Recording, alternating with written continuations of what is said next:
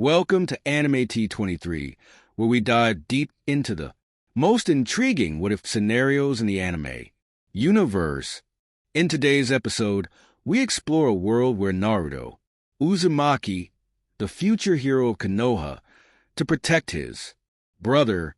Join us as we uncover how Naruto's become Shinobi to protect his brother transforms into his greatest strength.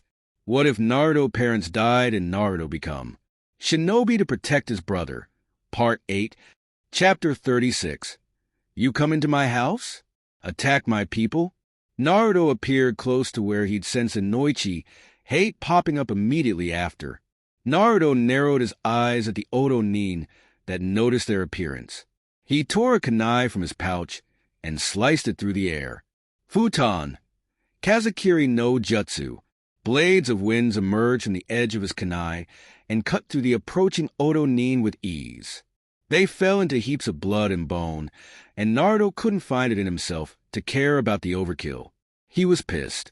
He'd woken up stiff and cold in a random room in the hospital. It had taken him a second to get his bearings, but when he did, he swore he would kill Kabuto with his own two hands. That was when he sensed the start of the attack. He'd shine to the arena as fast as he was able with the remnants of the drug coursing through his system, and the moment he'd seen the white feathers, he'd switched to commander mode. He had to save as many people as possible, and while he could take down a great number of Oto Nin fighting, he knew the biggest problem was that they were underprepared. He would be more useful coordinating the defense, even as he itched to help his fellow shinobi. He didn't know why Kabuto hadn't just killed him, but he would make that traitor regret it. Hei whistled from beside him. Damn, I'd love to see what you could do with a real blade. Maybe another time, Naruto replied shortly. There he is. Inoichi took down his opponent swiftly and sunk a kunai into the neck of one that tried to creep up behind him. Naruto ran up to him and grabbed his shoulder, dragging him away from the fight. He nodded to the man's clansmen as they covered their retreat. Naruto, what's going on? The man demanded as Naruto let him go in one of the tunnels that weaved through the stadium. Why didn't you sense this coming? I was drugged shortly before the preliminary round. Naruto gritted out. We have a traitor. Fuck, Hei muttered beneath his breath. Inoichi, I need you to coordinate the defense, Naruto continued. We were caught by surprise. Hokage-sama is dealing with Orochimaru, and we can't get to Shikaku or any of the strategists right now. We need to do something. Inoichi opened his mouth to reply, but a massive crash rang through the air. Naruto scrambled to the entrance to watch in horror as three giant snakes brought down a huge part of Konoha's walls. He could sense Suna and Oto Nin start to move past them and enter the village. His fists clenched as he felt more and more lives snuffed out as the snakes moved further in. We need Jiraiya to deal with those snakes, he said quickly, turning to Inoichi. I can tell you where to find everyone and where to send them if you make the connection. We need our resources to be distributed effectively if we're going to save anyone. I agree. The clan head nodded. Hey, you need to watch over us and stop anyone from getting close. Yes, sir. Hei nodded. Naruto, I can only connect to a couple people at a time with this technique, Inoichi said hurriedly. Without my equipment, that's as much as I can do. That will be enough if we choose the right people. Inoichi nodded and sat on the ground, crossing his legs and lifting one arm. Naruto sat opposite to him and closed his eyes, feeling the man's hand on his forehead. Shininshin no Jutsu. Naruto felt something pushing at the edge of his awareness, and he tried to relax and allow the presence in. It was strange and hard to describe. He felt Inoichi's presence enter his mind and occupy some of the space. The hand faltered on his forehead, and he frowned. Inoichi? Inoichi? He flinched as his voice echoed through his mind, something that had never happened before. He couldn't remember his thoughts being so loud. Sorry, there's just so much. Inoichi's soft voice reverberated through his head. How can you live like this? Naruto was confused for only a moment before he realized. Inoichi was feeling the influx of information from his sensing abilities. He had been dealing with it since he was 3, so it didn't affect him, but to someone who was not used to it, it could be a bit much. He tried to filter out what he could sense to spare Noichi from unnecessary chakra signatures. "We need to focus," he said firmly. "Jiraiya is 400 meters northwest of our position. He needs to deal with the snakes at the walls." He felt Noichi's mind stretch out to where he could feel the Sannin. The connection faltered. "Is that what I think it is? You can feel people dying. In Noichi, we need Jiraiya." The man may have been a clan head and respected Jounin, but it appeared that he hadn't been prepared for Naruto's abilities. He couldn't blame him. Even Naruto was overwhelmed by what he could sense at times. "Jiraiya, you need to deal with Orochimaru's snake summons. There are 3 at the main gate." The connection was broken so quickly that Naruto didn't really get a sense of Jiraiya's mind. He quickly moved on from that thought. There was so much more work to do.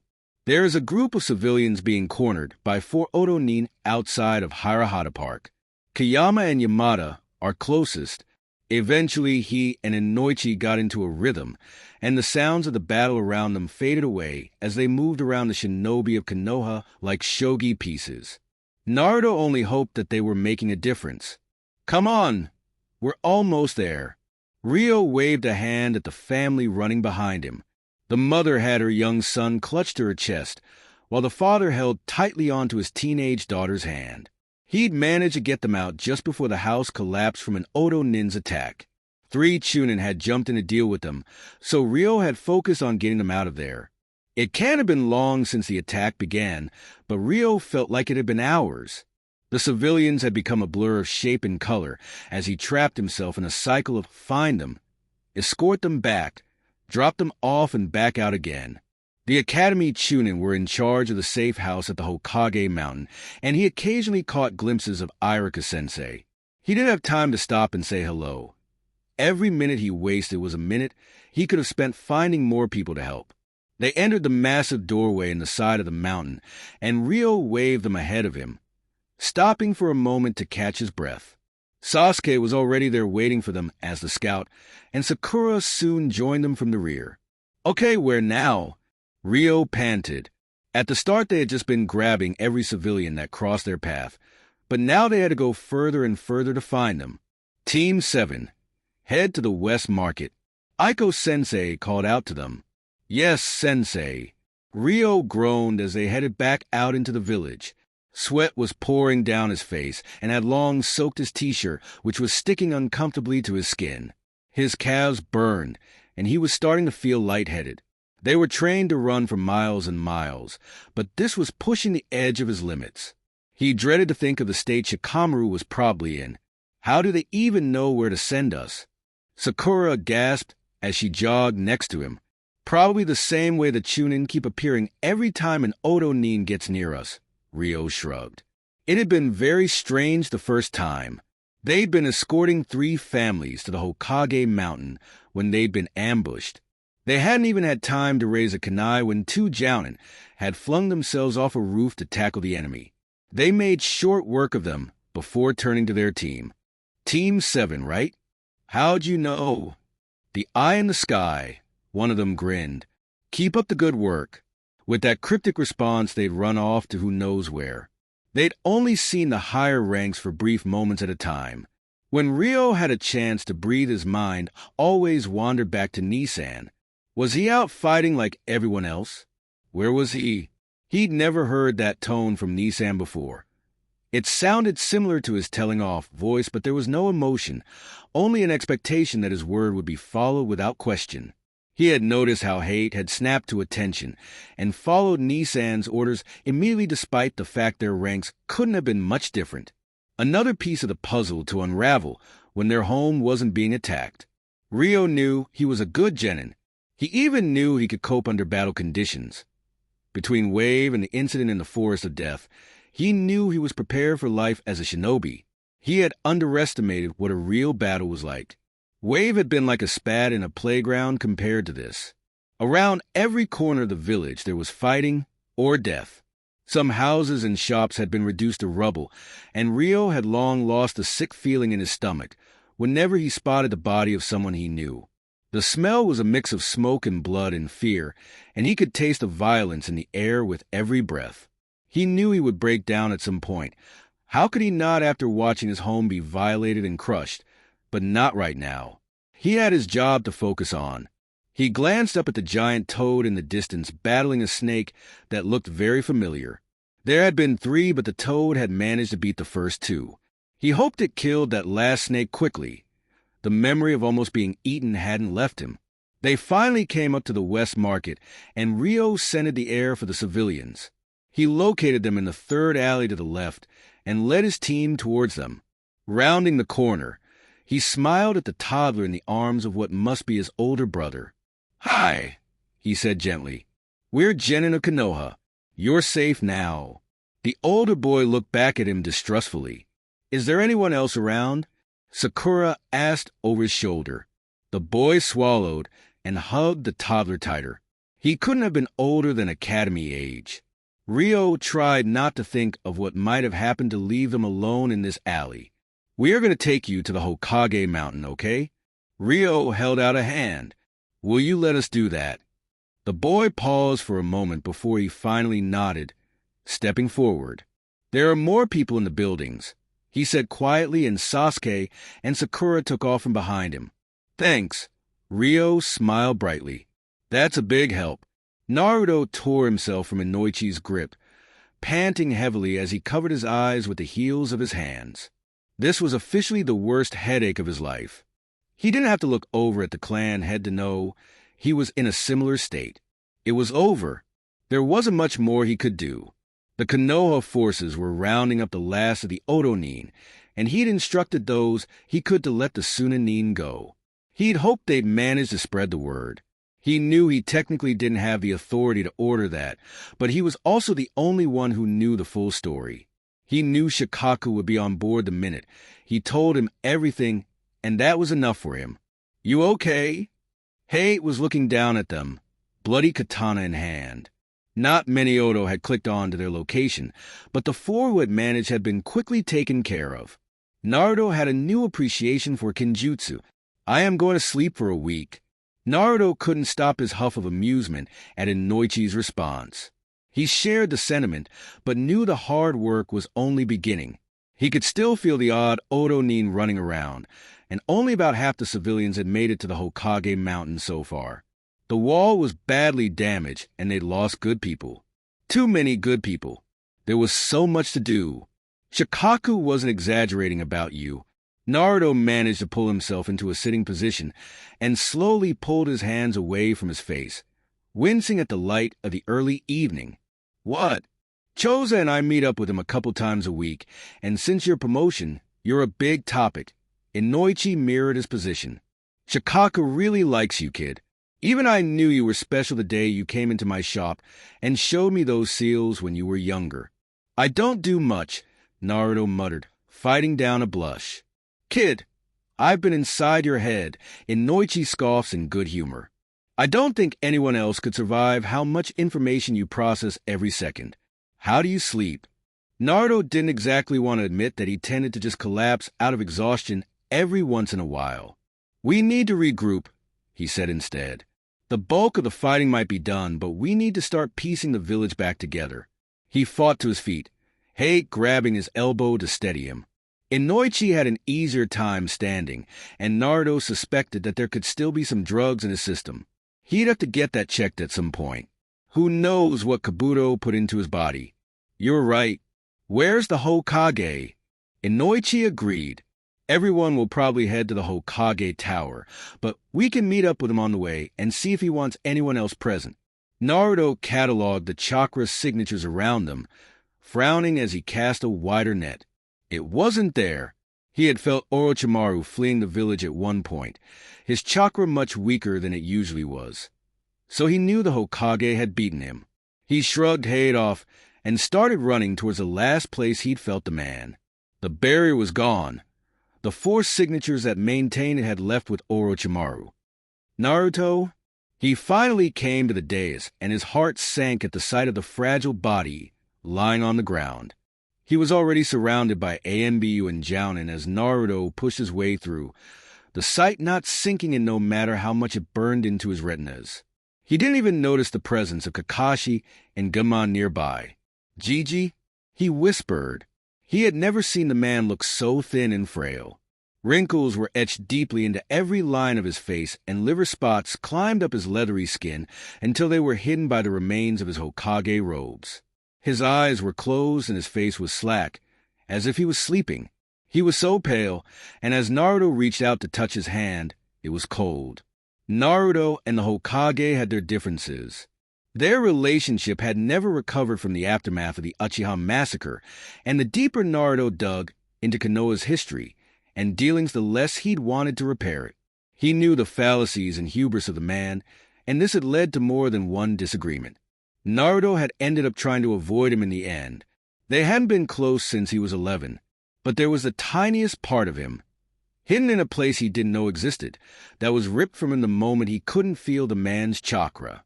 The Sandaime was supposed to last forever. He was always supposed to be there, just like he'd always been. It hadn't even occurred to him that Orochimaru would beat him, that even someone like him could have need help. A drop of water fell onto the Hokage's cold hand and Naruto blinked, sending another tear falling. He brushed it away abruptly and stood, taking a deep breath. The Hokage was gone. That meant they had to pull the village together themselves. He turned to Tora, her mask unreadable, but Naruto read the grief in every inch of her posture. That meant they had to pull the village together themselves.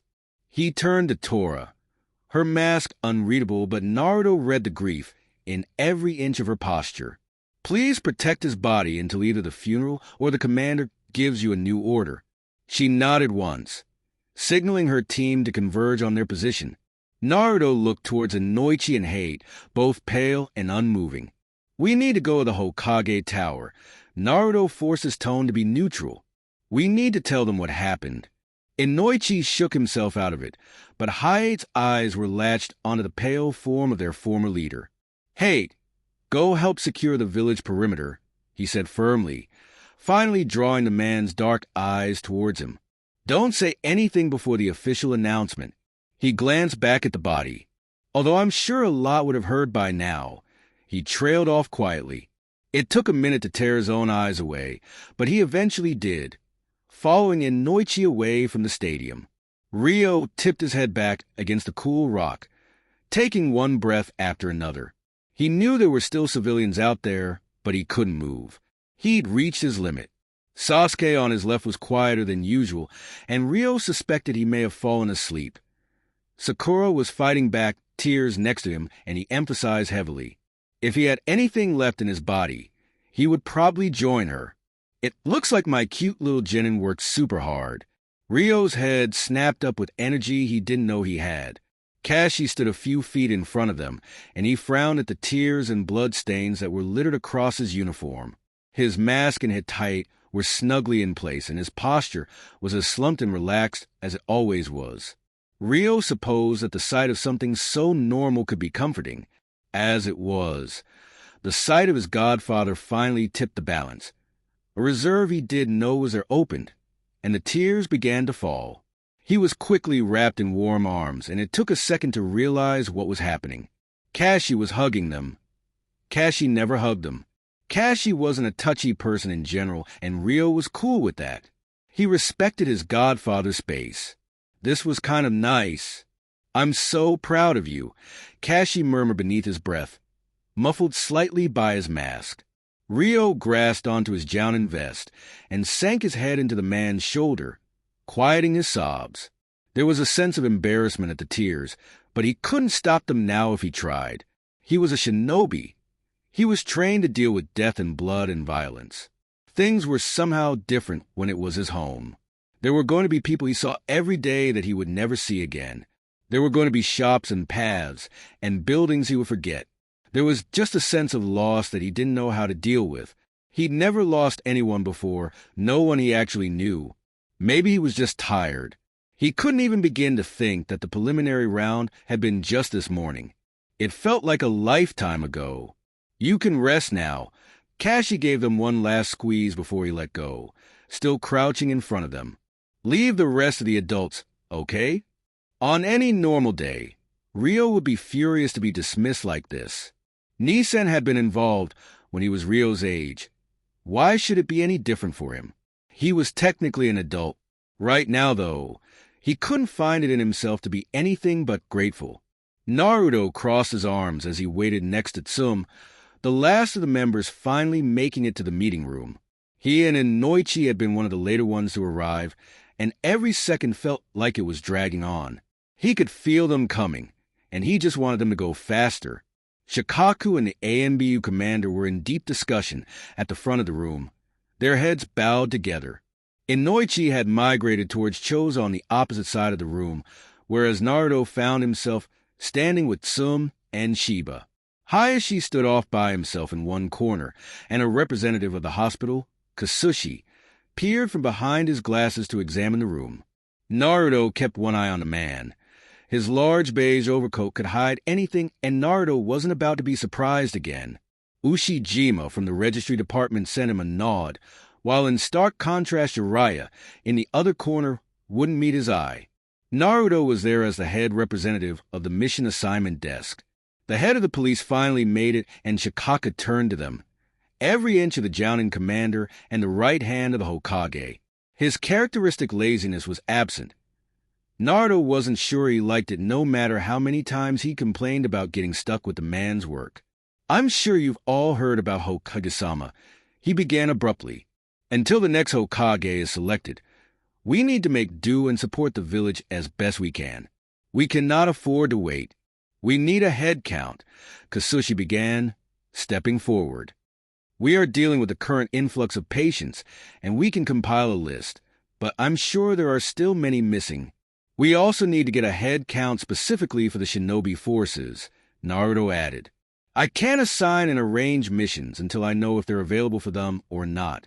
So the first order of business is finishing up the search." Shikaka nodded. "Tsum, Shiba, Hayashi, you need to mobilize your clans. You have the best skill sets for finding people. The Nara will head to the hospital and provide herbs and supplies. Choza, set up a refugee area for people that have lost their homes at the Hokage Mountain and provide them with meals, blankets, anything you can. Inoichi, I need you to coordinate with the barrier team and get Konoha secure again. Send the rest of your clan to help the Akimichi. Jiraiya can help with that," Naruto added, ignoring the look from the Sannin. "He can use Fuinjutsu to aid the barrier team. Wouldn't you be better for that?" Jiraiya said with his large frame sagging. He was much quieter than usual, his larger-than-life personality almost completely absent. "I'm going to help the search teams," he replied shortly. "I can send survivors."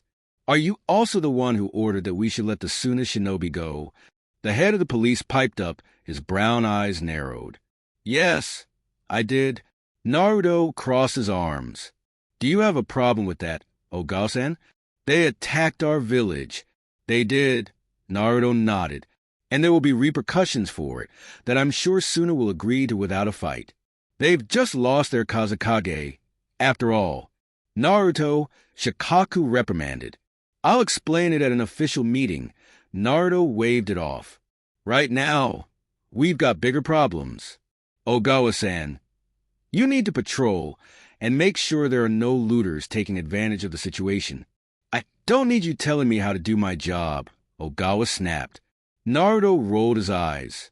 He was one of the ones who decided that Ogawa should have the job. He was an excellent police chief, but he could still be a little sensitive. He was a stocky man who hadn't quite managed to get past Chunin, but since the police only dealt with civilians, it hadn't mattered much. The AMBU handled any errand Shinobi. With his buzz cut and permanent scowl, he wasn't the most approachable, but Naruto had heard nothing but praise from Ogawa's subordinates. "Enough." The AMBU commander stepped forward. "Ogawa, just do it. The AMBU will round up the remaining Odo Nin for interrogation. We will also provide security in case anyone decides to take advantage of our weak state. Once we have the final list of dead and wounded, my team and I will update the registry and the rest of the departments. We will also work with communications to notify the families, and public relations will start planning the funeral." Ushijima stated calmly, unaffected by the tension in the air. He'd always been the stoic sort. I'll start organizing missions once the registry gives me the go-ahead. Naruto nodded. We'll need rebuilding, cleanup, civilian support, and external missions just to start with. Once the rebuilding and cleaning progresses a bit, we can look at expanding our missions to more normal operations. What about the dead Odo and Sunanin? Choza spoke up. We don't have the room in the morgue, Kasuchi pointed out. They're going to become a health hazard. We can burn them. Hayashi spoke up for the first time. Yes to the Odo Nin, but we shouldn't desecrate the Suna Shinobi, Naruto insisted, drawing all eyes back to him. We need to give them back. What is with you and Suna? Ogawa exploded. Are you a traitor to sympathize with them so much? That is enough. Ogawa. Naruto looked at Inoichi in surprise. Naruto has done more for this village than any one of us could hope to know. The Yamanaka thundered. He's the one who put you in your position. He's never once let this village down. The opposite cannot be said of us. There was a long moment of silence after his outburst. Yamanaka is right, the ANBU commander said evenly. He has been training my forces for 5 years, and I would trust him with my life. Naruto wasn't sure how to react to this. He'd never seen the man's face. He was always wearing a mask. He didn't even speak to him much. Twice a year at the most, and never for very long. He didn't know what he'd done to earn it. Naruto's loyalty was never in question, Shikaka said sharply, casting a glance his way. Do you have anything further to say? I have storage scrolls, designed for carrying bodies. He started hesitantly. They're a modification on the bounty hunter scrolls. I say we should store the Suna Shinobi and hand the scrolls over during the negotiation for the new peace treaty. We'll go with that for now. Shikaka nodded. We can always change it later. Distribute them to the clan heads in charge of searching. For the Odo Nin, see if they match the bingo book or can be identified, then take them outside the walls. Non-clan Chunin can handle it. Find ones that know Doton to dig the pit. Non-clan Jounin can start taking missions once the headcount is finished, Hayashi added. We need the funds to rebuild, and we can't let other villages know that we're weakened. Naruto and I will handle that when it comes. Shikaka nodded. The genin should get a break, Tsum pointed out. The pups are bound to be exhausted, and this has been a lot for them. They can rejoin when Naruto starts assigning missions. I'm with Tsum on this, Inoichi agreed. We have enough personnel that we can spare them for a few hours. Okay, is there any other business? For the search teams, the triage center is just outside Konoha Hospital. We ran out of room in the emergency department, so speak to the medics wearing a black and red band around their arm. They'll tell you where the patient is going, Kasuchi spoke up. Shikaka nodded. Good luck out there, he said, his stiff frame finally softening. You can all handle the shift patterns with your respective groups. They've all been through a lot. We need to make sure we don't push some of them over the edge. There are going to be so many psychological evaluations after all of this, Inoichi commented, Choza patting his shoulder sympathetically. Let's hope that's our biggest problem, the Nara said tiredly as the rest of them filtered out of the room. Wait, Naruto. Naruto stopped, calling after the clan heads that he would deliver the scrolls immediately. The AMBU commander had just vanished. He turned to face the man as the door shut on the final person. What happened? Naruto knew what the man was asking about it. He considered feigning ignorance for a brief moment before his entire being sagged. He couldn't fool a Nara. Yakushi Kabuto drugged me and hid me in an abandoned storeroom in the hospital somewhere, he admitted reluctantly. By the time I woke up, Orochimaru had already made his move and the Genjutsu had been cast. I fucked it. Naruto. Shikaku walked over to him, placing a gentle hand on his shoulder. No one could have known about Kabuto. That kid has been hanging around the hospital since he came to Konoha as a child. I should have known. Naruto harshly brushed Shikaku's hand off his shoulder. Fucking hell, Shikaku, Orochimaru kidnapped and tortured me just so he could get into Konoha. I was the last line of defense, and I failed. Maybe that's on us for depending on you so much. Shikaku sighed heavily, pinching the bridge of his nose. Naruto, your sensing ability is one of the most powerful things Konoha has seen for years, but it's not invincible. You are not all-knowing as much as everyone thinks otherwise, and your sensing is not all-powerful. Everything has its weakness. I know, Naruto yelled. That's the problem. His chest heaved as the words tried to unjumble themselves in his head. Kabuto didn't use chakra, he said quietly. That's why I didn't sense it coming. He just used the syringe. Before Shikaku could speak, he barged onwards. You know what I learned from being stuck with anti-chakra seals? He chuckled weakly. I've grown so dependent on my sensing abilities that I have no physical awareness without them. My sight, hearing, smell, even my sense of touch are all weaker than they should be, and without my sensing, I'm no better than a genin. He threw his hands up and started to pace. I mean, you've seen it. Everyone has. It's like I'm not even looking at you half the time. Kanzuya likes to describe it as if I'm looking at something only I can see, and the worst part is that I can't tell you when I'm doing it. I have no idea anymore. I can't even switch it off. I don't think I would even if I had the option. His steps quickened with the pace of his words. Don't get me wrong, 90% of the time it works for me, you know? Orochimaru himself won't even chance it. I'm a one-man deterrent for Konoha's enemies. So, what's the problem? At Shikaku's simple question, Naruto stopped short. I don't know, he said quietly. His thoughts were so mixed up. He didn't know what his point was. He didn't know how to feel. He hadn't had time to think. He'd been kidnapped, then had Orochimaru to deal with, then Kanzuya to worry about, then this whole attack. Now he had to find survivors and organize missions and make sure the kids are okay, and Naruto! He looked up into his friend's eyes, Shikaku's dark eyes shining with worry. He gradually became aware of his heaving chest and the tears pricking the edge of his vision. Fuck! He didn't have time to panic. Kid, I think you should get some rest. You were discharged from the hospital only this morning. His grip on Naruto's shoulder tightened. Everyone would understand. Naruto looked back dully. Would he even be able to sleep? I'm fine, Shikaku. He gently brushed off the Nara. I'm just stressed like everyone else probably. I can do my job. What's going on with you, Naruto? It's not important, he sighed. Taking a step back from Shikaku, I need to get those scrolls to the teams and help the search. He ignored Shikaku's calls behind him. The teams worked into the early morning, and the body count continued to rise until they finished at noon the next day. 67 Oto Nin were thrown into a deep pit 500 meters from Konoha's walls. 10 Chunin with Kitan took 6 hours to completely burn away the remains, and the pit was closed over until it looked like it had never been there at all.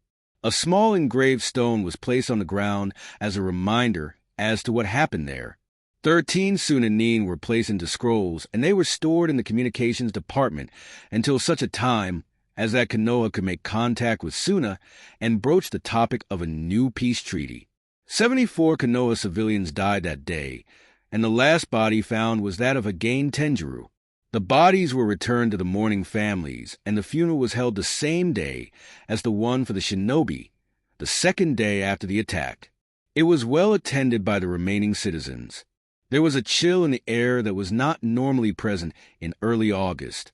Their names would not be placed on a memorial stone, but they would be commemorated and listed on a board at the entrance of the Hokage Tower and administrative offices, so that all who entered would see their names and be reminded of what happened that day. 9 Konoha Shinobi were killed, including 2 Jounin for Chunin, 2 Genin, and the Sandaime Hokage. They were placed in a scroll and given back to the families for a proper burial. The funeral was held the second day after the attack on the roof of the Hokage Tower, amidst a drizzle that darkened the sky and cast a shadow over the village. A massive white blanket was set out, and the pictures of the fallen were propped up in a line with the Sandaimes elevated on a stand covered by a forest green blanket. All shinobi not on duty or confined to the hospital attended, and soon the white blanket was covered in white lilies as they each laid down one for their fallen leader and comrades. The sea of black varied in size throughout the day as shinobi came off shift and came to pay their respects. The names of the 9 would be engraved onto the memorial stone in the days following the funeral. Chapter 37. Change is inevitable. Progress is optional. Naruto walked through the open doors of Konoha Hospital, dodging around the medics, still working the triage center out in front of the hospital. It was a couple days after the funerals and 4 days since the attack, but they were still sorting out the wounded. He'd heard about the traffic light system they'd employed. There were mainly greens and some orange left, as the reds had been taken in immediately. He entered the building and walked straight to the front desk, dumping the pile of folders and papers onto the table.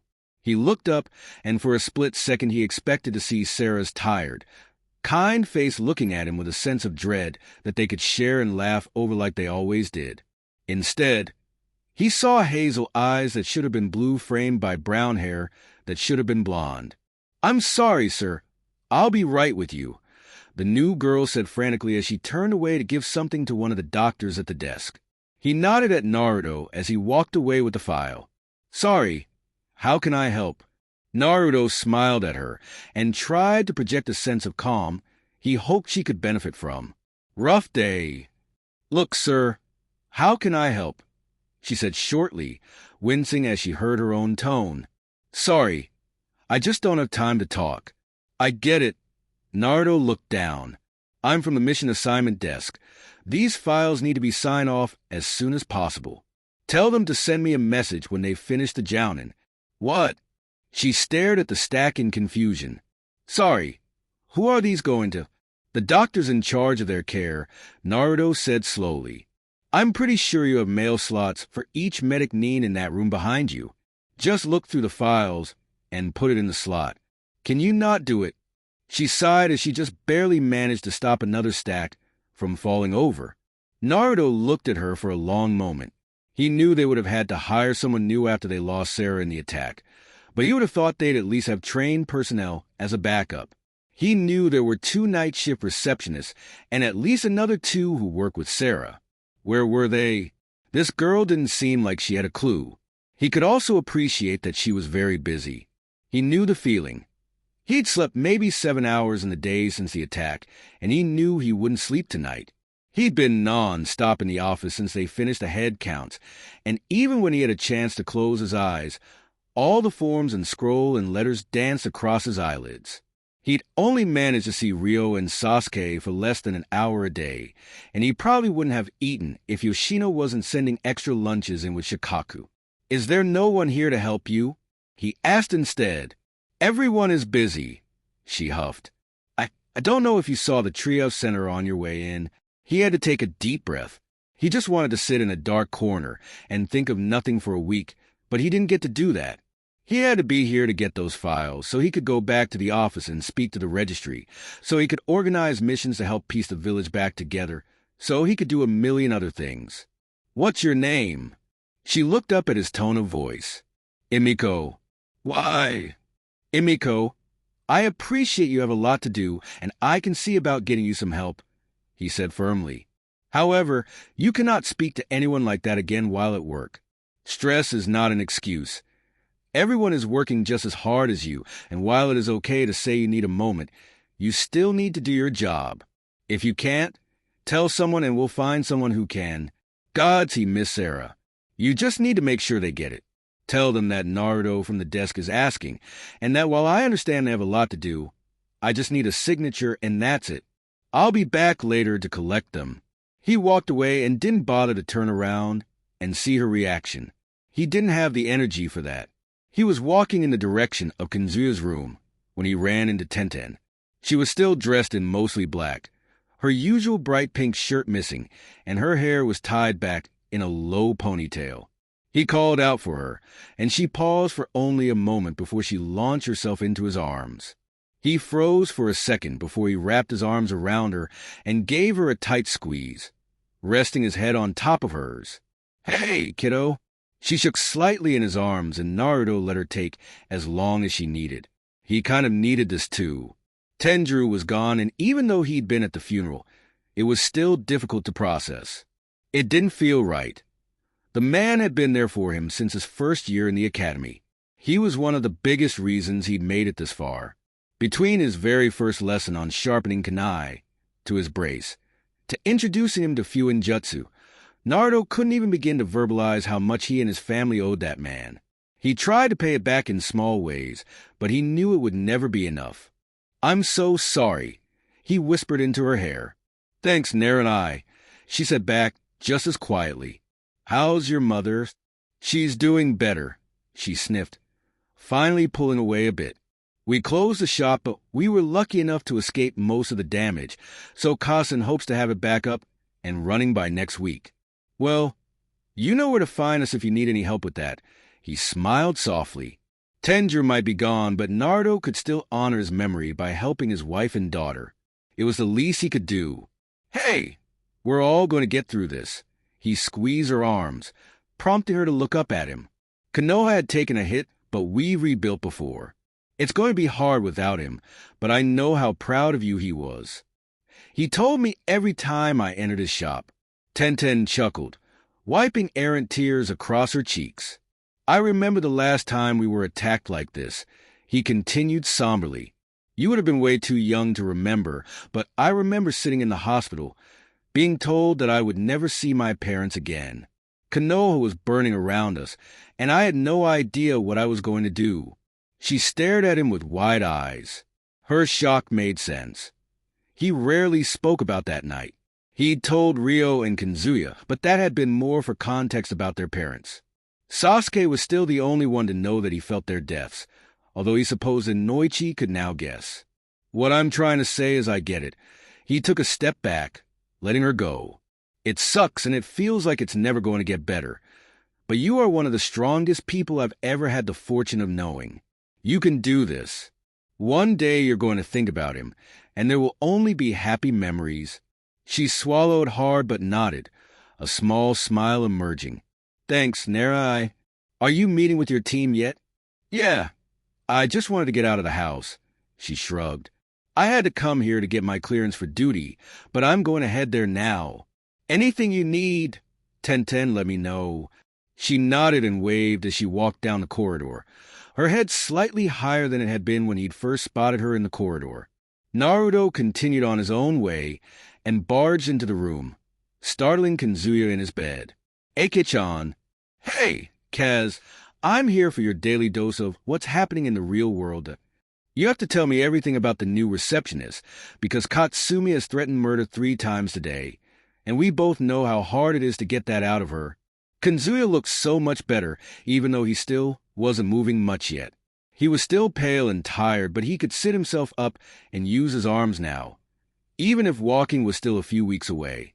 He'd been furious to find out about the attack, and one of the medics had caught him on the floor, dragging himself towards a wheelchair in the corner so he could help out at the triage center. It had taken shoving Team 7 into the room for the night to distract him. Naruto pulled up a chair next to his bed and sank back, allowing himself to truly relax. He wasn't afforded too much free time right now, but he would always take time in his day to visit his friend. It was as much for himself as it was for Kanzuya. He grinned at his friend and began to tell him all about his interaction with Emiko. Jiraiya stood in front of the Council of Elders, relaxed in his stance. The small, circular room was quiet and intimate, and it was just the 4 of them. "I can't be the 5th Hokage," he said, keeping his tone respectful. "Tsunade would be a much better fit, and she was Sensei's student too. I have my communications network to maintain, so I cannot fully commit to being in Konoha, and her skills as a medic would be much more valuable for the village." There was a low level of chatter as they discussed his words. He knew they would go for it. He wasn't a good fit for Hokage. He was irresponsible, and he had his Aika books and his spy networks, and he was Sensei's worst student. Tsunade was the granddaughter of the first, and she was unrivaled in the field of medicine. It just made sense. "We do not know the whereabouts of Senju Tsunade," said Hamura, one of Sensei's genin teammates. "I can find her," he said quickly. "I can find her and bring her back." "That is acceptable," Koharu nodded, his wizened features highlighting every year of his age. "I just want permission to take the Uzumaki brothers. You can take Ryo, but Naruto will remain within the village," Danzo said firmly. "He has too many responsibilities, and it would be an unnecessary security risk. He has already been captured once. Jiraiya nodded. He knew Naruto would be a long shot, but at least he would be able to get to know one of Minato's sons. He left the room and only made it a short way down the corridor when a voice spoke to him. "So they offer you the hat." He turned to see Naruto leaning against one of the doorways. He was dressed in a long-sleeved black shirt and loose, black shinobi trousers, with his olive jounin vest fitting snugly around his torso. He looked so much like Kushina like this, especially with his hair tied up into a high ponytail like that. Tsunade turned out to be the better fit, he said casually. "I just need to find her to tell her she's got the job." "Good luck with that." Naruto pushed off the doorframe. "We've only had 4 reports in the last decade that mentioned seeing her, and even that was from a distance. She doesn't want to be found, and she certainly doesn't want to come back to Konoha. She wants to come home," Jiraiya argued, although it was weak. "There's a lot of hurt here for her to look past." "You say that as if she's only the one." Naruto pulled out a scroll from his pocket and handed it over, crossing his arms once Jiraiya took it. He rolled it open and scanned the document, slamming it shut. "You can't do this," he said, trying to keep the growl out of his voice. "The Council of Elders are not the only ones with a say in the workings of the village." Naruto remained calm, raising an eyebrow. "I agree that Tsunade as Hokage makes the most sense, but I also have no illusions about her loyalties. So when we had the meeting yesterday about who should become the new Hokage, when the council decided to ask you, I brought up a very relevant point. Tsunade has given too much to this village for you to do this." Jiraiya tried again, but the Uzumaki was unmoved. "Tsunade has been given more leeway than any other shinobi except you. It is all well and good for her to remain outside the bounds of this village, but if she cannot be there we truly need her and her skills, then there is no point in having her in our registry. You don't have the power to do this." The pit in Jiraiya's stomach was growing deeper by the minute. "You can't? If you read the scroll, you'll know this wasn't my decision." Naruto shrugged, as if Jiraiya's world wasn't fracturing.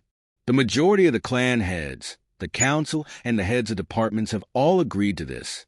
I personally don't care if she becomes Hokage or not. That role will be filled no matter what. This decision hasn't been made on the basis of her becoming Hokage." Jiraiya clenched the scroll in his fist, the paper crinkling in his grip. "What if she defects to another village? That would be even worse for Konoha." Naruto looked back at him with a dull expression. "Where would she go? Kyumo and IWA have too many bad memories from the war, and they wouldn't trust her. Suna would refuse on account of strengthening ties after they bungled the invasion. Kiri would take her, but they wouldn't use her against us if I asked. The other minor villages might take her, other than Aim and Kusa, but the only real concern would be Oto. They murdered her sensei, and if she got past that insult, then she would have to be dealt with just like Orochimaru." Jiraiya's eyes had widened involuntarily, scrunching up the red lines that ran down his face. What happened in the last 10 years to make him like this? If it wasn't targeted towards Tsunade, he would even be impressed. That was an amazing analysis of a woman he'd never even met that required knowledge of the inner workings of all the villages mentioned. He wondered if they'd considered Naruto for the hat. Either Senju Tsunade returns to Konoha to help with the wounded, after which she will be allowed to leave Konoha again under the agreement. She returns to help with any further extreme events, or she will no longer be considered a Konoha nin, Naruto stated, paraphrasing what was written in the scroll. "Are you doing this to get back at me?" Jiraiya almost yelled, his anger returning and his voice echoing through the empty hall. "Because I'm sorry I wasn't there for you, but you can't take it out on her." Naruto uncrossed his arms as he looked back at Jiraiya with an intense look in his blue eyes. Minato's eyes. Minato had the same look when he was making decisions on the battlefield and as the Hokage, but it was hard to reconcile with the man in front of him. Minato would never have done this to Tsunade. 3 people have died so far today, Naruto said flatly. 3 people that could have been saved by Tsunade. We don't know how many that could have been saved in the attack, but we do know that Tsunade is the best medic nin in the history of Konoha. You need to take your head out of your ass and realize this has nothing to do with you. We need Tsunade, and if she isn't willing to help the village, then she doesn't belong here. She didn't come back to help during the Kyuubi attack, and it was overlooked. Not anymore. Naruto shook his head. The only reason I'm the one telling you is because I could find you the quickest after we finalize the scroll, he added. Shikaku or the AMBU commander or any one of the clan heads would be telling you the same thing. Doing something like this just to upset you wouldn't make sense. That requires more care and hoop jumping than I'm willing to give you. Sarutobi-sensei would never have allowed this. Jiraiya tried one last time. Your father wouldn't have done this. He just lost his teacher. He couldn't lose Tsunade too. They're not here. With those harsh words, Naruto started to walk down the corridor. For what it's worth, I hope she comes back, he called out behind him. I've never met my godmother, and Kinzuya would be thrilled to meet her. His godson disappeared around the corner, leaving Jiraiya clutching the scroll in a silent corridor. How was he meant to face Tsunade and tell her this? That unless she came back, she would be struck off the record? That she wouldn't be welcome in her grandfather's village? He steeled his resolve. He would just have to stop it getting to that point. He wouldn't tell her unless it was the absolute last resort. She didn't have to know. She would come back and become the Hokage. She had to. Tsunade couldn't leave Konoha too. Sasuke stood at attention before the council. Shikamaru slumped beside him. They hadn't told him what was going on or introduced themselves. He'd just been taken from a cleaning mission, which he honestly wasn't about to complain about. Ryo had been sour about him missing out on the work, but he'd be over that by the time Sasuke got back to them. Uchiha Sasuke and Nara Shikamaru, the old woman began. Based on your results in the Chunin exams and your actions during the attack on Konoha, you have both been promoted to Chunin. Sasuke stiffened. That was the last thing he had been expecting. This is currently on a probationary basis until a new Hokage is appointed and they can finalize the decision. For now, please act with the dignity and discretion that your new rank bestows upon you. He reached out to take the olive green Chunin vest from one of the old men, the one with the eye patch, and Kane watching him closely. It felt slightly coarse in his hands, and he could feel the protection woven into the fabric. It was also a bit heavier than he thought it would be. Shikamaru was much slower and reluctant, but he eventually took his vest. But I lost my match, the Nara spoke up, frowning. The tactical sense and critical thinking you displayed in that match more than qualified you for this promotion, the old woman said. Your forfeit was also acceptable. You assessed your options and chose the more fortunate outcome. Sasuke had a feeling that hadn't exactly been Shikamaru's thought process when he'd surrendered, but he wasn't about to speak up. The Nara was the smartest person he'd ever met, despite the fact that the other boy made no attempt to use his intelligence to further himself. You will stay with your teams during the recovery efforts, but you will take the place of your Jounin sensei for now, until such a time that we can resume normal operations. Report to the mission assignment desk immediately to find out more about your new roles. They were dismissed, and as the door shut behind them, Shikamaru finally let loose a long groan. This is so damn troublesome. Sasuke ignored him as he shrugged on the vest, rotating his arms and neck to check the fit. The vest was very comfortable, and the material didn't pull or bunch with the movements. He started to walk down the corridor. Shikamaru saw footsteps following him after a moment. He finally made it to the double doors, and he opened them, voices carrying over to him. I said no. Jiraiya is not taking Ryo anywhere. Sir, the order came down from the council. I don't care who the order came from. The last thing I'm about to do while the village is vulnerable is allow my kid to wander the countryside with Jiraiya. He would ditch him to peek at bathhouses in a heartbeat, and then who would be there to protect Ryo? Uzumaki-sama, he's a genin and legally an adult. There's nothing you can do if he'd been specifically requested. I know that. Fuck, I'm going to kill him. I told him to stay away from my kids, and what the fuck does he do? He steals one of them behind my back. Please don't kill Jiraiya-sama. Sasuke felt kind of bad for the poor brunette, who appeared to be the one who drew the short straw, judging by the small group hiding in the corner, watching the spectacle unfold. He watched Tajiri walk over and place a hand on Naruto's shoulder. He's not mad at you, Haru. He just doesn't like Jiraiya-sama, he said calmly, allowing the girl to escape Naruto's wrath. Naruto had brought Hijiri home a couple of times to finish some extra paperwork.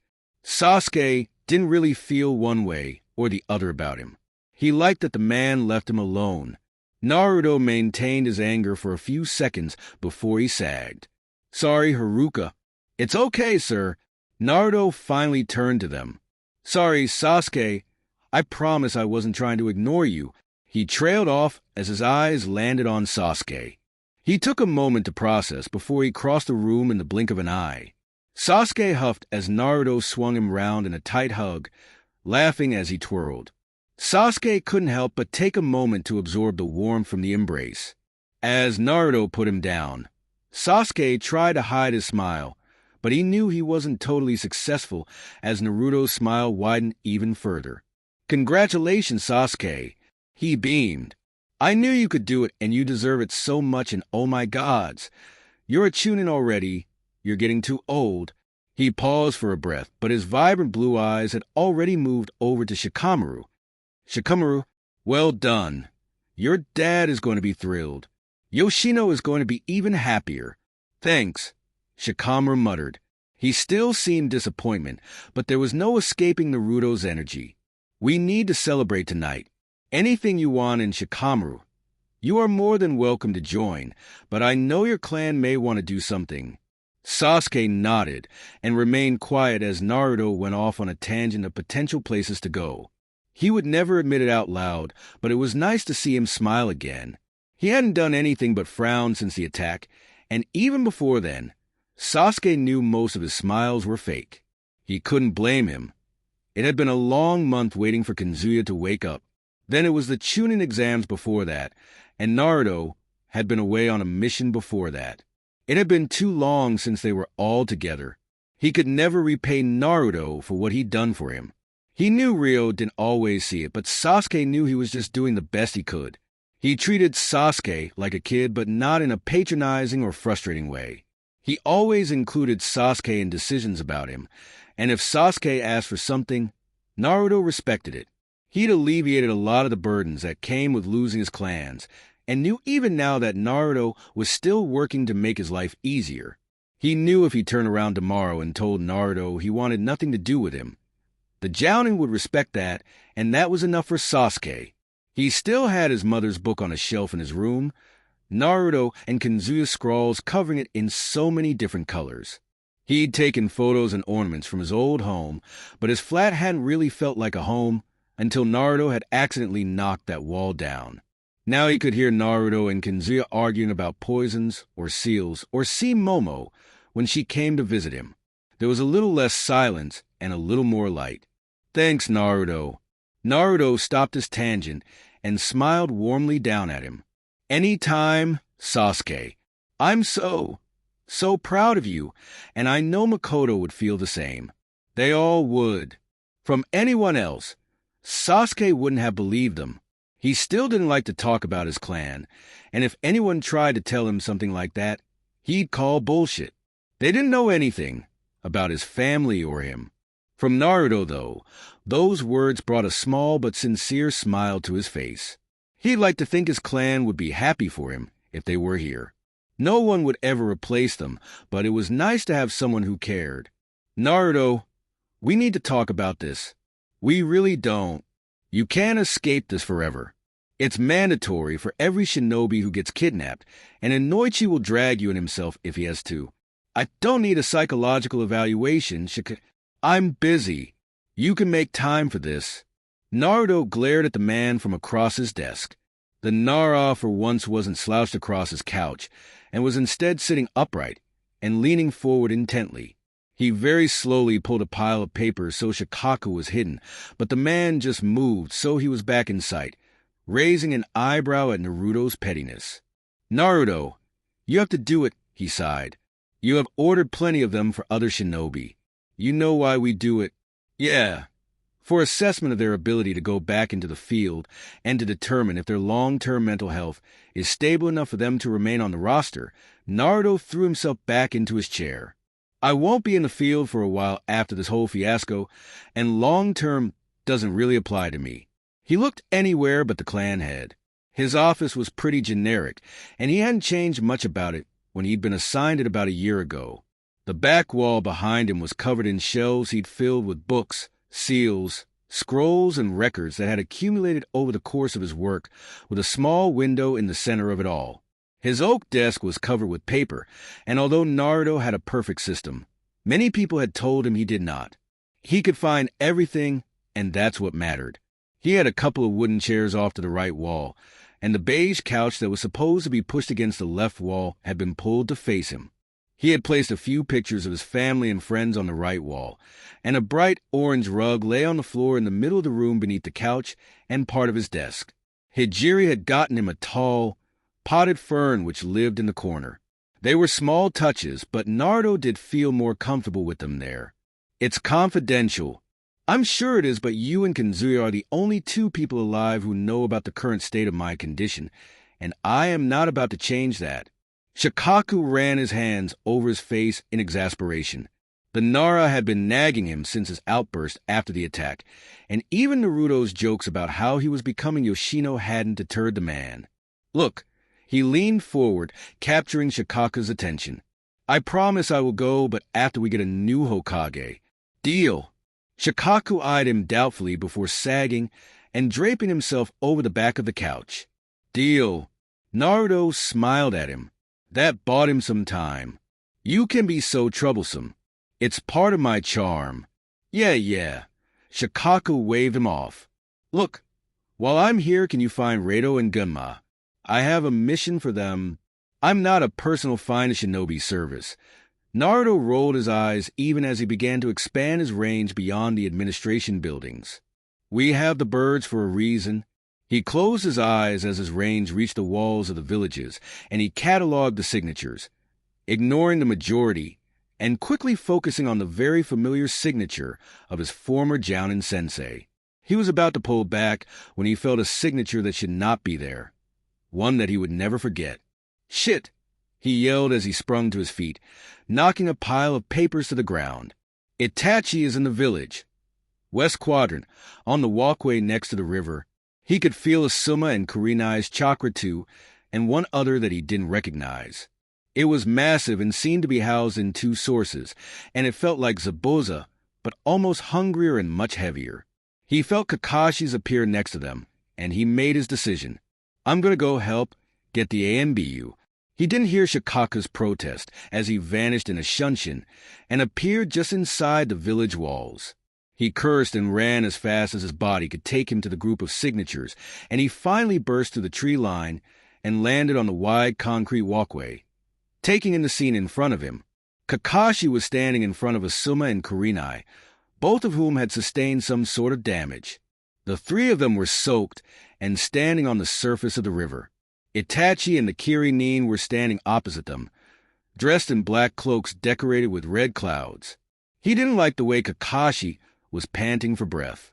The group looked over at him, and he was careful not to meet Itachi's eyes, closing them instead. He could keep track of them without his eyesight. He took a few running steps and vaulted himself over the railing, landing lightly on the water's surface. "Uzumaki Naruto," Itachi said in a low, deep voice void of inflection.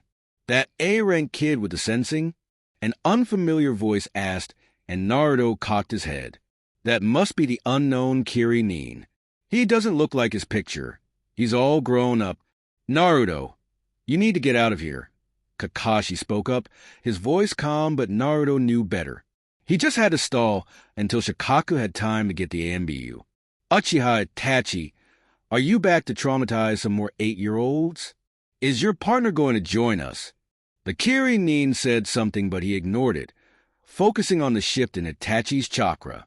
"You had no right to interfere," Itachi said lowly. "That was between Sasuke and I, and you cannot stop him from seeking his revenge. He will fulfill his destiny. And like I said to you 4 years ago, that will be his decision, not yours. And he's going to do it fully informed." He grinned viciously as Itachi's chakra flared slightly, even though he was sure there was no external reaction. The Uchiha knew exactly what he was talking about, and Naruto also knew that for whatever dumb reason, he didn't want Sasuke knowing there was more to the massacre. Tough shit. In the darkness, he felt Kakashi shifting uncomfortably, and he mentally apologized for the stress he was probably causing the man. He had gotten much stronger than the last time he'd faced Itachi, but he knew he still couldn't beat the Uchiha. He had the natural advantage over the man's Sharingan, but it was a lot more than that made Itachi a prodigy. I like this brat. The Kiri-nin laughed. We should fight. Kiri must be missing you. He tilted his head. Did his sword have its own chakra? He took an educated guess. I'm sure they would love to regain as much of the Seven Swordsmen as possible, and the new Mizukage would welcome you, I'm sure. The fuck did you say? Uzumaki Naruto has the ability to stick his nose into business the rest of the world would much rather be left alone. Naruto grinned at Itachi's words. You didn't just come back to compliment me, he said, his tone deceptively light. Why are you here? He felt Kakashi move and he frowned. What was he doing? I didn't expect that you, who are not a member of the Uchiha clan, would have mastered the Sharingan to this extent, Itachi spoke. But your body isn't the Uchiha clan body that goes with the eye. Naruto didn't know quite what was happening, but he felt Itachi's chakras start to build. Don't look at his eyes! Kakashi shouted out. It was only a second later, barely the blink of an eye, but Naruto felt Kakashi's chakra dim significantly, and he involuntarily opened his eyes, watching the man collapse onto the ground. Kakashi, he darted over and stopped his body from sinking into the river, shaking him slightly when he didn't open his eyes. Despite Kakashi's eyes being closed as if asleep, Naruto could see the pain in his face and the tenseness in his shoulders. He tapped Asuma's shin and made sure he had a good grip on Kakashi before he let go and stood. He closed his eyes once again, facing Itachi straight on. That won't work on me, he hissed. Asuma, Kurenai, keep your eyes closed, okay? I got this. Although so much had changed, Naruto couldn't help but remember the night of the Uchiha massacre. The last time he'd stood his ground against Itachi to protect someone. He hated that he couldn't do anything. He would fight and stall, but he knew in his heart that he was still nowhere near Itachi's level, and it just made him so angry. So angry that he couldn't protect his precious people against a man who had hurt them so much. He knew there was more to the story of Itachi's betrayal of Konoha, and he was still determined to find out the truth. But it was moments like this that made him think that there was no going back for the Uchiha. The A and B are on their way, he continued, furious. You can fight me and deal with them, or you can leave. Your choice. The threat had no effect on the Uchiha, and Naruto mentally cursed. Is your only option in a battle to wait for others to save you? I have people to support me in a fight. I don't have to fight alone. He decided to test a theory. Jiraiya is almost here as we speak, he added confidently, lying out of his ass. I know Itachi could hold his own, but judging by your chakra stores, you wouldn't fare as well, Kiri-san. There was a moment of silence, but Naruto did not dare open his eyes. Kisame pulled a plug. We are not here to start a war. We're leaving. Their signatures vanished a second later, and Naruto made sure that he could not feel them before he dared to open his eyes. With the missing nin absent, he turned and dropped to his knees, shaking Kakashi gently. Kakashi? Kakashi, come on, wake up! The Jounin did not stir, and Naruto looked up at the others. They're gone. You can open your eyes. Did you find out what they wanted? Asuma shifted his gaze away, and Kurenai hesitated. Just tell me. We need to know why they were here. They wanted Rio. Kurenai said quickly, and Naruto felt his stomach drop even further. He felt the A&B arrive around them as he looked back at Kakashi's masked face. This was turning into a bigger mess than he'd ever expected. Sasuke ran through the far too familiar walls of the hospital. He'd been in this building far too much over the past couple of months. He finally came to the right door and he slammed it open, taking in the sight of his unconscious sensei resting in the bed. Naruto was sitting in the chair next to him, and conflicted eyes met Sasuke's own. Hey, Sasuke. Sasuke moved further into the room, and the beep of the heart monitor echoed through his head. He sat in the chair on the other side of the bed and remained quiet for a long moment. Naruto picked up on his silent question. I'm going to tell you what happened, but you have to promise me you will sit and listen and not run off anywhere, okay? Sasuke frowned in confusion. What was he talking about? Itachi was here in the village with another missing nin from Kiri. His heart began to thud painfully in his chest. Itachi was here. He was so close, and Sasuke had no idea. Why was he here? What did he want? The memory of coming home years ago to find his brother standing over his dead parents was still as fresh as the day it happened. He wasn't sure when he'd started to grip the chair handles, so hard it hurt, but he was startled when he felt hands on his own. When had Naruto moved to kneel beside him? Naruto gently pried one of Sasuke's hands off of the wood and held it flat against his chest. Sasuke, I want you to follow my breathing, okay? Can you do that for me? Sasuke quickly nodded, but he was finding it harder to do that than it should have been. This was ridiculous. Itachi shouldn't have this much sway over him. How was he supposed to get revenge when he was this weak? Sasuke, just follow my breathing, okay? Inhale, exhale, and again. Sasuke didn't know how long it took. Time ceased to mean anything, but eventually he matched his breathing to Naruto's. He used his Sharingan to do something to Kakashi. Asuma and Kurenai got away with minor injuries. He wasn't here to fight, and he's long gone now. Sasuke stood up abruptly. I have to go after him. No. He turned furious eyes onto the man. What? Sasuke, I want you to honestly answer me, okay? If you say yes, without a single doubt in your mind, I'll even sign off on a mission for you to go, but you have to be honest with yourself. Sasuke itched to ignore him and run to the door, but he trusted Naruto. He'd been there for him every day since he lost his family and had always respected his boundaries. He knew that if he did say yes to whatever question Naruto asked, Naruto would let him go. Can you beat Itachi right now? He opened his mouth to answer but stopped. He'd just made Chunin and he knew he was the strongest of his peers from the academy. He was probably even a good bit stronger than some of the other Chunin. He had a good grasp on both Raiden and Kiton and even had a couple of Doton under his belt. His Sharingan was getting better every day. He knew he could have won the exams. Itachi, though, was an entirely different league. Was he ready? He knew he would face Itachi eventually, but was he ready for that to be now? He knew he would only get one chance. Itachi wouldn't let him have another one. He remembered every detail of the evidence board Naruto had shared with him. He had so many questions only Itachi could answer. It physically pained him to mutter a quiet no. He found himself quickly swept in a warm hug, and against his better judgment he returned it. Naruto's Jounin vest bunching up in his fists. Sasuke, I'm not going to stop you from confronting Itachi, Naruto murmured in his hair. I just want you in the best possible position when you do, and I am going to do everything in my power to help you, even if that means letting you go. Sasuke nodded and squeezed tighter, relishing the moment. He didn't let himself falter or succumb to impulses very often. He had the reputation of the Uchiha to uphold, but he felt a little safer in these moments. As much as he would deny it aloud, it was nice to know he didn't have to do this alone.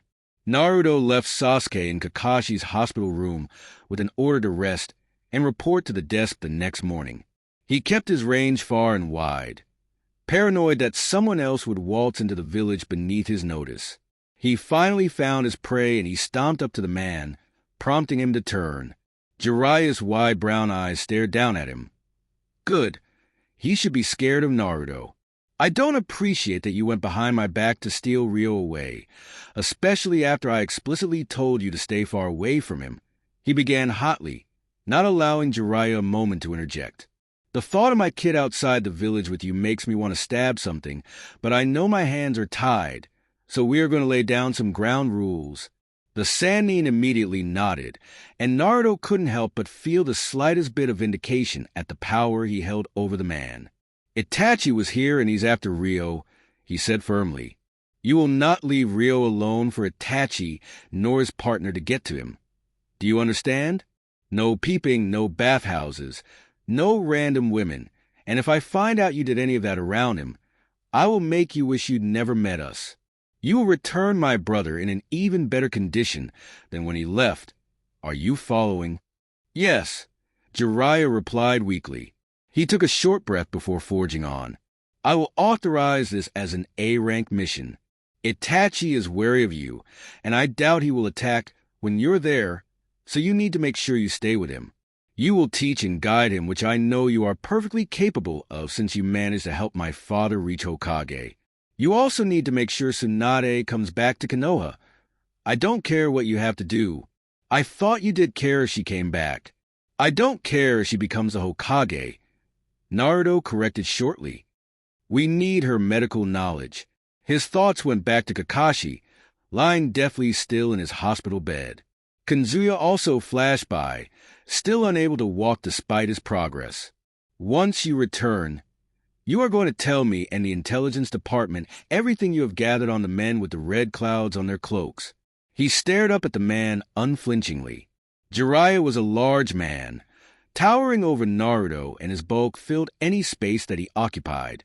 His long, spiky white hair made him instantly recognizable even from a distance, and his sleeveless red haori only contributed to this. "Despite the way you act, I know you're a good shinobi. You want to start making up for abandoning us? Get my kid home safe." He didn't let the man reply as he spun on his heel and stomped away. He had a lot to sort out before they left tomorrow. Chapter 38, Road Work Ahead? Yeah. I sure hope it does. Naruto reluctantly removed his arms from around Rio, ruffling his short blonde hair before he took a step back. "Come back safe, okay?" Rio rolled his eyes. "I'm going to find Nissan," he said exasperatedly, as he'd heard those same words from every single person that said goodbye to him that morning. "I'm going to get the Tsunade lady, and she's going to come back and help Kashi and Kazune." "Good," Naruto smiled, trying to hide the still lingering worry. "We're all relying on you." Rio threw him a thumb up before he turned and jogged to where Jiraiya was waiting at the village gates. Naruto made sure to get in one last glare at the Sannin before they set off away from the village. He loitered in front of the gates for a few minutes before he shook himself out of it. Rio would be fine. He had to have more trust in him. He shunshined outside the administration offices, nodding at the tuning guards on duty. It wasn't long before he reached the double doors of the mission assignment desk, and he entered, making his way to stand behind the long oak desk. The early morning sunshine filtered in from the massive windows behind him and reflected off the mountains of scrolls. There was a quiet hum of activity as other members of the desk handled their own workload around him. He looked up at the shinobi in front of him with a grin. "You actually let him go then?" Sasuke asked with crossed arms and a raised eyebrow, his amusement coming through despite his neutral expression. The rest of them had said their goodbyes to Rio in Kanzuya's hospital room about an hour ago. Kanzuya had been more upset than usual, but that was to be expected considering it was only a few days since their village was attacked, and he was still confined to his hospital bed. Naruto really hoped they found Tsunade sooner rather than later. "I could always assign you the Torah mission solo," Naruto replied easily, though they both knew that was an empty threat. He looked down at the paperwork in front of him to orientate himself. "Teams 7 and 10. Due to the absence of Rio and recent promotions, I'm rearranging your teams." He looked up to see Chuji's hand over Ino's mouth and a very unhappy Shikamaru. Sasuke was surprised but unconcerned, and Sakura just nodded. "The council said that we were going to remain with our teams in a leadership position," the young Nara finally said. "That's a waste of resources that Konoha cannot afford right now," Naruto replied firmly. "I cannot allow two Chunin to perform genin duties when I need them elsewhere." He felt the tiniest twinge of guilt as he saw their unhappy expressions, but he stomped it out. They may be Rio's friends, and he may know them better than most genin, but he couldn't afford to be soft right now. He had to view them as the shinobi they were. "Sasuke, I'm assigning you to guard duty." He threw a scroll which was easily caught. "You are to report to the front gate until told otherwise. Go." Sasuke nodded shortly, vanishing in a shunshin. Naruto had given him a lesson for making chunin, like Genma-sensei had done for him. He was impressed that the Uchiha had learned it so quickly, but he should really know better with Sasuke. Shikamaru, you're going to work with the desk, he continued. We need more hands on deck, and I know you're smart enough to keep up. You'll be reporting to me, but if you go through that side door and continue until you reach a room with a massive map on the wall, the others can start teaching you about how it all works. Shikamaru nodded much more reluctantly than Sasuke and slouched over to the door, vanishing from view. Naruto turned his gaze back to the 3 genin remaining. Sakura, I'm placing Team 7 on hiatus until Ryo returns and Kakashi wakes up, so you are being placed in Team 10. You need to remember that for anything paperwork related for the next while, okay? You are Team 10 for the time being. Sakura uttered a quiet okay, and Naruto could understand. Despite being at the academy together, the bond between teammates was different. Being thrown into a brand new team that already knew each other could be daunting, but he had complete faith that she'd be able to handle it.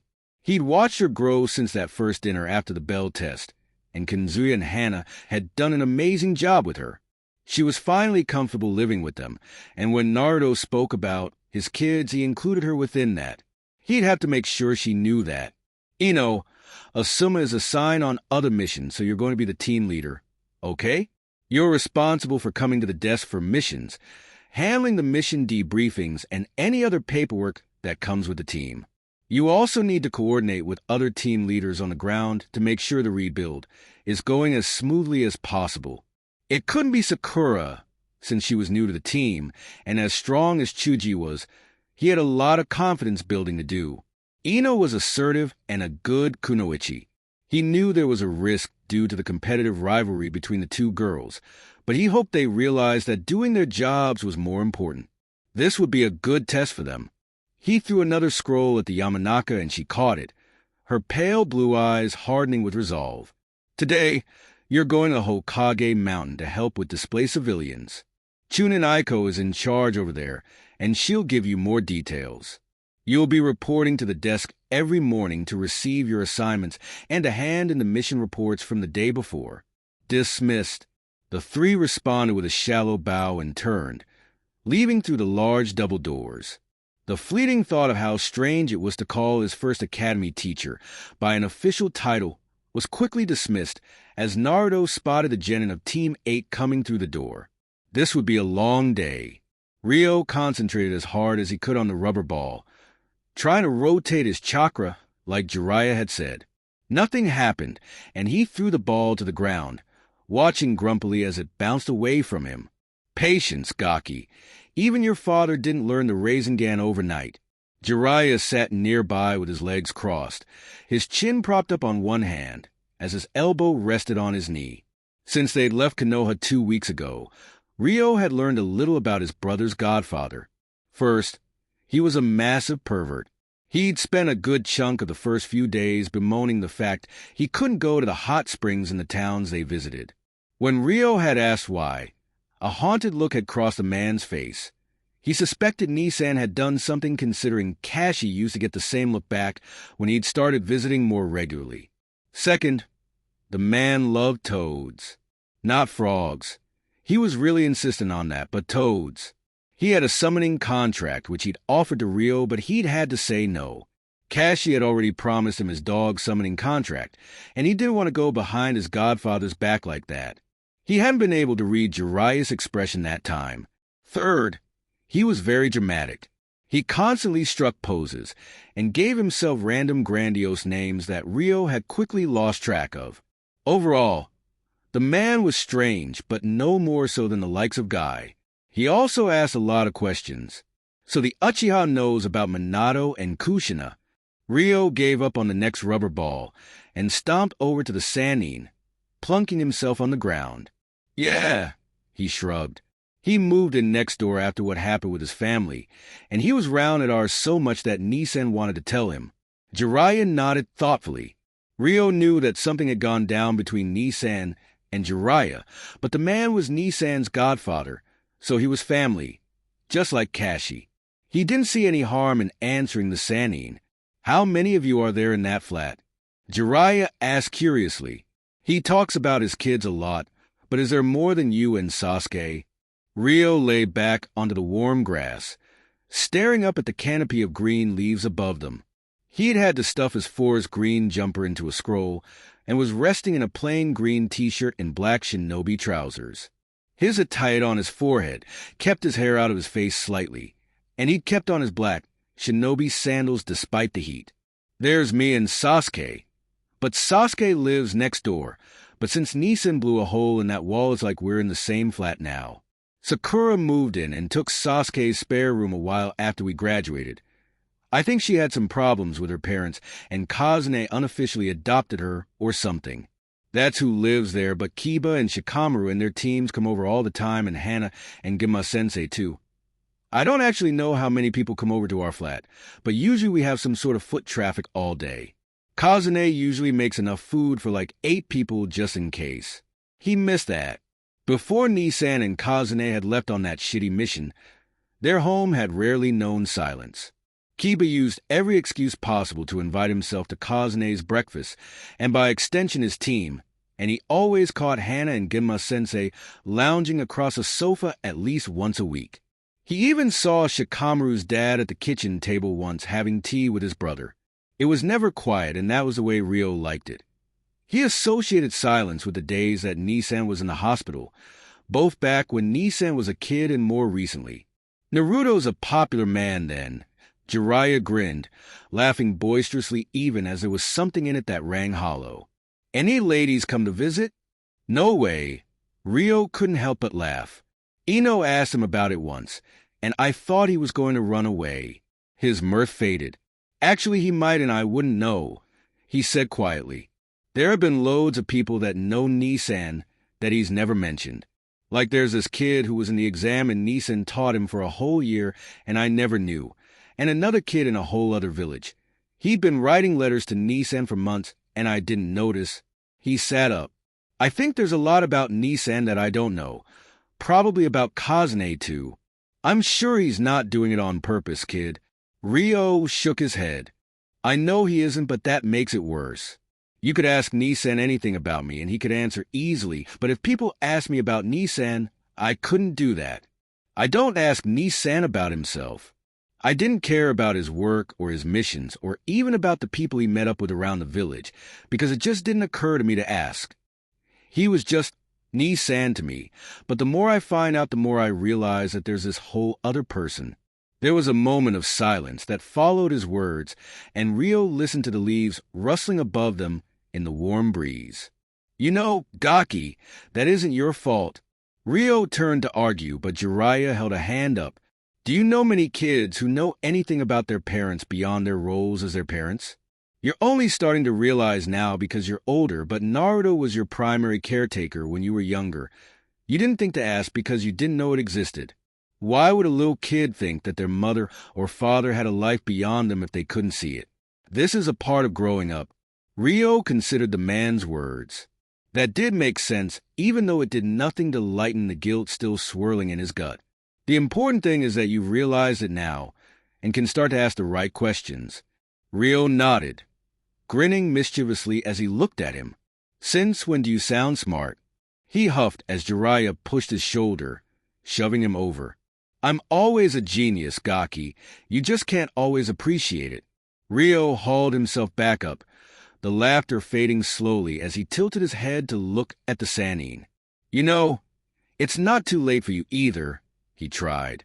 Nissan isn't the type to hold grudges. I'm sure if you made an effort, he would forgive you. He says life is too short to spend it mad at people. He didn't know why Jiraiya flinched at that last sentence, but he hoped it was because he was listening to him. He knew Jiraiya hadn't been there for Nissan like Kashi had been there for him. From the past couple of weeks he'd spent with the Sannin, he knew it wasn't for lack of love or wanting to try. Even he could see the guilt Jiraiya had for not being there for Nissan, and Rio could relate to that a bit. He wished he'd done more for his brother when they were younger. I know it was harder for Nissan raising me and juggling the academy and his job than he'll ever admit to me, but if we don't try now that we know that, that's even worse. Sure, Gaki. Jiraiya stood, brushing off his Haori.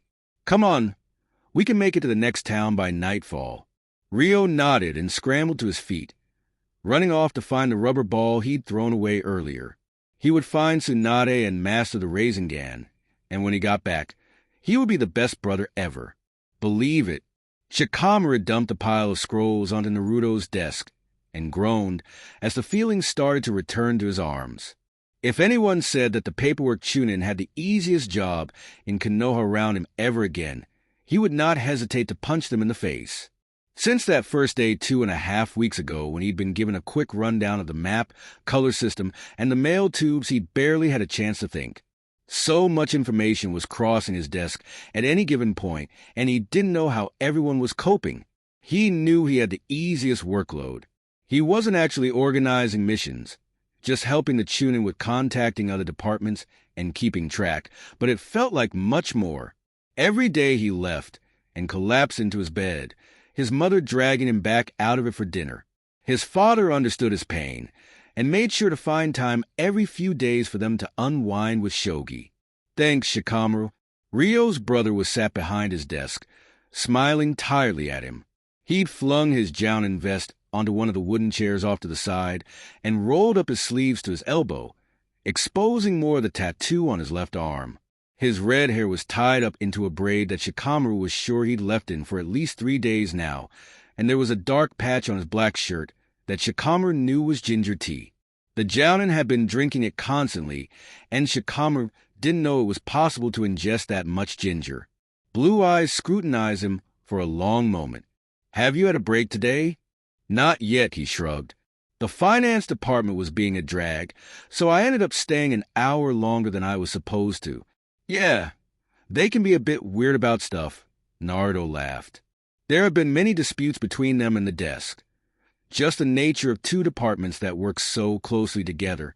Shikamaru nodded and looked out the window behind the Tokubetsu Jounin. The clouds looked particularly nice today. Shikamaru, his gaze was drawn back to Naruto. "It's about 11 now," he said kindly. "Continue working until 12, then take the rest of the day off. Don't come in until 9 tomorrow." He couldn't help but show the surprise he felt. Despite the attack happening just over 2 weeks ago, nothing showed signs of slowing down, and he knew they needed everyone they could get, not just at the desk, but in every area. "You're of no use to us, tired and burned out." Naruto continued as if reading his thoughts. "You're still pretty new at this, and you've done incredibly well. Take the day, sleep, play some shogi, look at the clouds. Come back tomorrow in top form, okay?" "Yes, sir." Naruto pulled a face. "Please stop calling me sir. I've already tried and failed to stop the rest of them, but I can at least make sure it doesn't get passed to the next generation." He said it with good humor, but Shikamaru just eyed him, nodding once before leaving the office. He made it back to his tiny desk in the midst of the chaos of the office and took a seat, pulling a file to look at but not opening it. He knew from Rio growing up that his brother worked a lot. Every time Shikamaru saw him at the Uzumaki household, he had a seal or file in hand, and when he came over to his house with his father, they always ended up talking shop over the board. It was one thing to know and another to experience it for himself. For every file that Shikamaru managed to pass on to its destination, Naruto had assigned and debriefed at least 3 missions. The last time he'd been allowed to start at 9 instead of the usual 7, Naruto had already had 2 meetings, a shift at the front desk and a walk with Momo. The real mind-fucking thing about it was that Naruto had no idea how much he actually did compared to the rest in the office. He never expected anyone to do more than what they could handle, and was very firm about people taking breaks and making sure they ate something, but that apparently went out the window when applied to himself. It was part of the reason Shikamaru suspected why he still tried to get people to address him more casually. He didn't think he deserved it. He'd accepted his defeat for most of them, but Shikamaru could see that he thought they were teasing him. Shikamaru knew they weren't. He'd overheard a lot of talk about the eldest Uzumaki during his time here. Last week a guy named Iwana had started complaining about him. He thought it was a waste for Naruto to work at the desk. Someone who graduated at 7 and became a Chunin at 10 shouldn't be a paperwork ninja. Naruto should be taking the Jounin exams or the AMBU entrance exams and should be out fighting for the village on missions. His teammates were the strongest Inazuka and the best combat medic Nin Bar Tsunade, and the fact he was still at the desk after being promoted was proof of either laziness or cowardice. Shikamaru had been furious, but almost the entire department had turned to tell him to shut the fuck up in unison.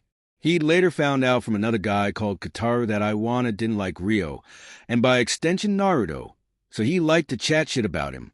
They all ignored him.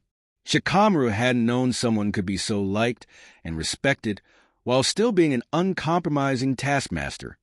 He was fair but firm and didn't suffer mistakes, but instead of building resentment, it made everyone work harder to be better. He'd asked Haru once why that was. She'd told him that Naruto never asked for something he wouldn't expect of himself. If anything, he held himself to higher standards. It was hard to dislike someone so genuine, and that worked so hard. Shikamaru had ended up agreeing with her. Asuma-sensei was a great teacher, but Shikamaru knew he was more lenient than the other teams from their year.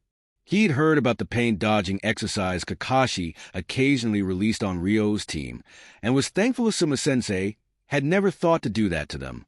He'd always loved the relaxed style of teaching, as it had given him more time to nap and look at the clouds, but now he slightly regretted it.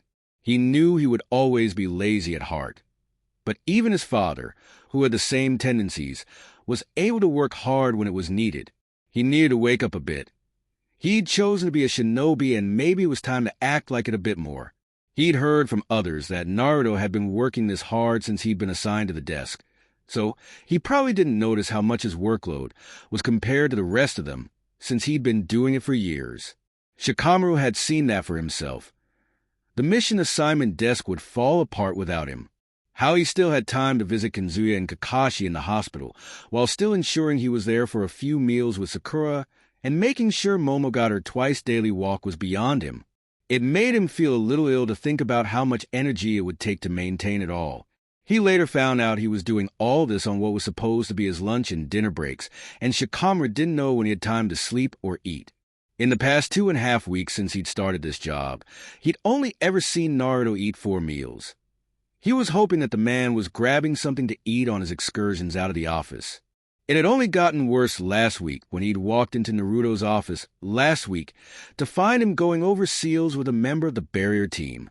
Turned out that instead of sleeping, when Naruto left the office in the evenings, he was designing and providing fuinjutsu for the newly built village walls. When he'd finished that project, he'd moved on to making seals for the hospital. Apparently, he was the only person in Konoha certified in fuinjutsu, and if that wasn't enough of a burden, it was a unique perspective to have on a guy he'd known for so long. He'd always thought of him as Ryo's brother and his father's work friend, and hadn't really gone beyond that. Now he was seeing up close just what Naruto and his office team did for the village, and Shikamaru felt out of place. The way Naruto spoke to the clan heads and the Ambiu, that wasn't normal for a paperwork ninja. He had so much authority within the village, and Shikamaru hadn't known how much his life as a genin had been influenced by decisions Naruto had made. He knew his father was one of the highest officials of the village, but it hadn't clicked that Naruto was too.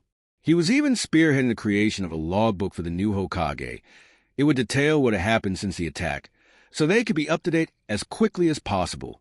He hadn't seen it for himself, but he knew Naruto even had some measure of responsibility in the other departments. He was only 3 years older than Shikamaru, the same age as Temari. It was easy to underestimate him because of that, despite the fact he gave off the demeanor of someone at least a decade older. Shikamaru had also had another realization. Nobody had ever seen all of Naruto. The people at work saw the hard-working boss. Ryo saw the happy, caring older brother. Asuma saw the busy fellow comrade. And his father saw a young leader and good friend. The only person he could think of that would have seen the most was Kazuya, but Shikamaru had a feeling that there were things that Naruto hid from even him. Even the people who answered directly to him didn't know the full scope of his duties and responsibilities. He looked up and noticed that the hour had already passed, and he was free to go. He stood and caught the attention of Haru. "Are you heading out for food? Can you get me a bucket of coffee?" "I'm done for the day," he shrugged, feeling bad despite knowing he probably needed it. "Nice!" She grinned widely at him. Enjoy it for the rest of us. Shikamaru shoved his hands into his pocket and nodded, walking out of the office.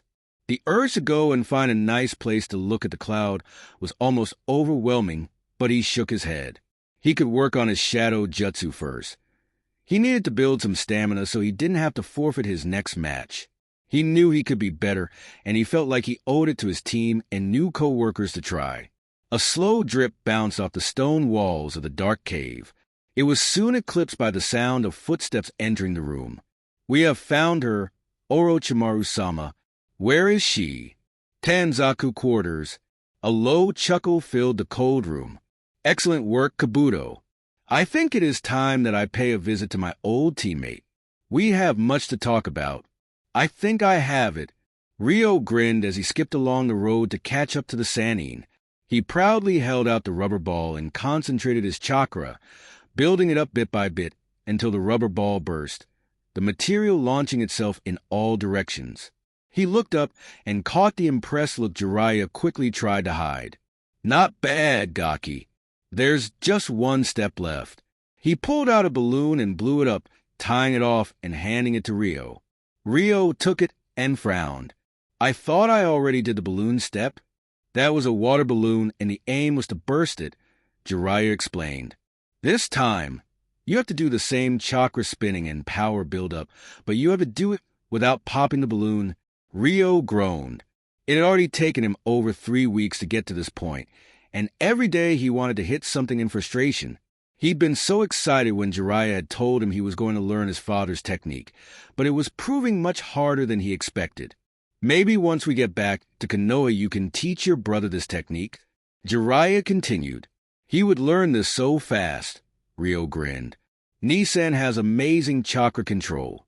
I saw him walk up a waterfall once, and I tried it after Kashi taught us the water walking technique, and I couldn't even get a grip on the surface." "Did he ever say why he worked so hard on his chakra control?" Ryo had to actually think about that question. He came up empty. "I don't think so," he said slowly. "Nissan and Kazune always told us about how important the basics are, so I figured they were just following their own advice. They were always coming up with training exercises for us." "What kind of training exercises?" "Once they tied me and Sasuke to chairs on our first day of our last year at the academy. We had to escape in time to make it to class." He laughed. "That was the first and only time Sasuke has ever been late to class, and he was so mad. But now we know how to get out of restraints on our own." He thought back to all those training exercises Nissan and Kazune pulled on him when he was younger.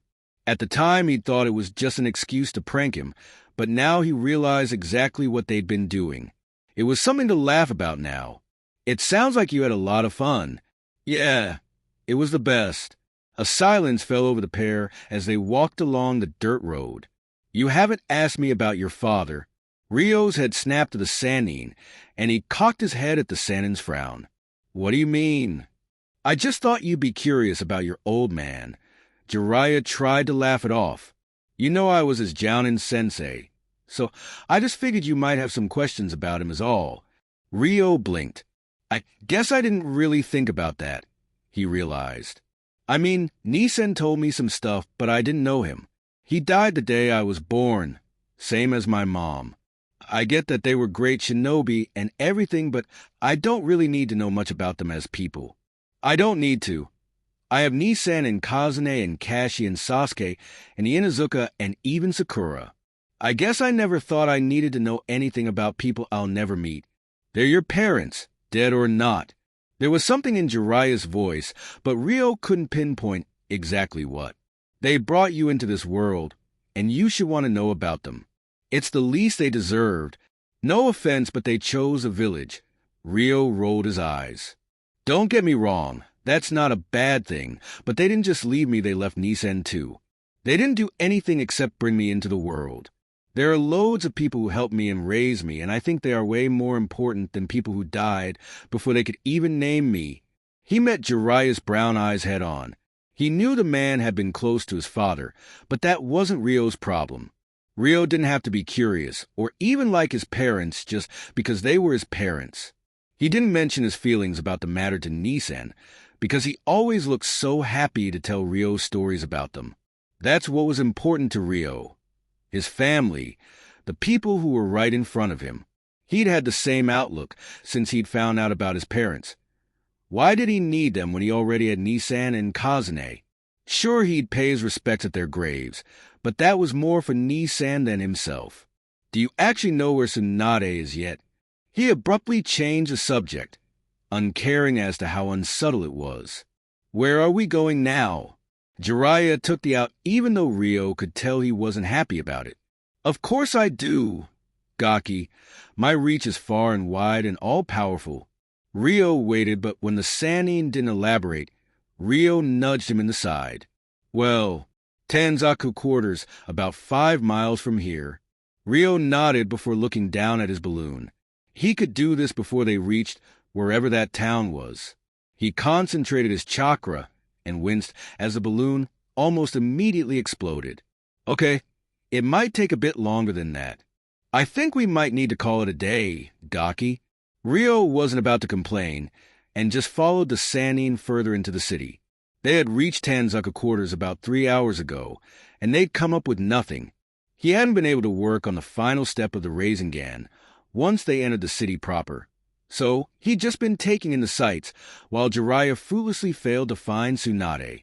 There was a festival going on that day, and Rio had enjoyed the colorful sights and lively music. It was something different than the endless roads and quiet towns that he'd suffered the past few weeks, even if he was happy to be out of the village for a bit. He hopped up into the bar stool next to Jiraiya as they settled on one of the stalls facing the streets. He asked the stall owner for ramen, but a voice caught his attention. Jiraiya? Tsunade? Rio peered around the large man to see 2 women sitting in another couple of bar stools. The woman who had spoken seemed a lot younger than Rio pictured she'd be. Wasn't she supposed to be the same age as Jiraiya? Her straw blonde hair was pulled back into 2 low pigtails, with shorter stands framing her youthful face. Brown eyes were latched onto Jiraiya in shock, and Rio tilted his head curiously at the purple diamond in the middle of her forehead. She had a green haori, similar to Jiraiya's red one.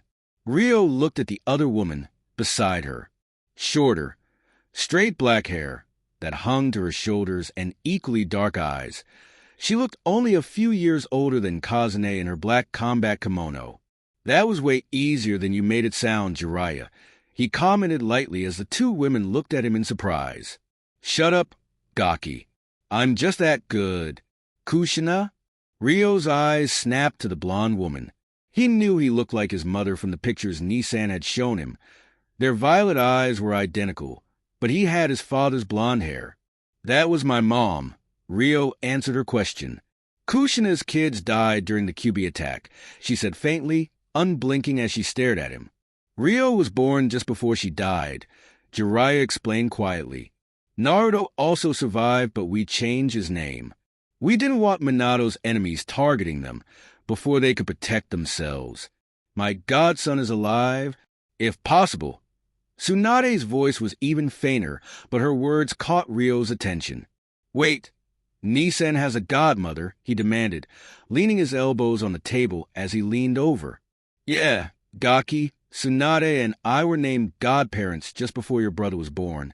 Jiraiya spoke up, and Rio threw him a glare. Wait, so both of you abandoned Nissan? He scowled. I didn't know he was alive. Tsunade was quick to respond. You would have if you'd visited the village at least once over the past 12 years, Rio mumbled underneath his breath, but Jiraiya cut him before Tsunade could retaliate. Look, Tsunade, you need to come back to the village. We've been sent to offer you the Hokage's hat. Rio almost fell off his chair.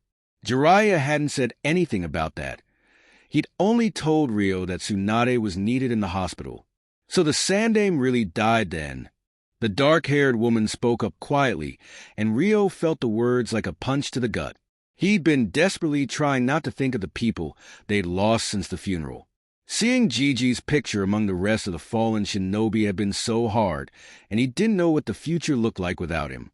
He knew he hadn't been visiting Gigi much, and that he'd kind of let things between them fall to the side since his graduation from the academy, but he'd always thought he'd have time to fix that.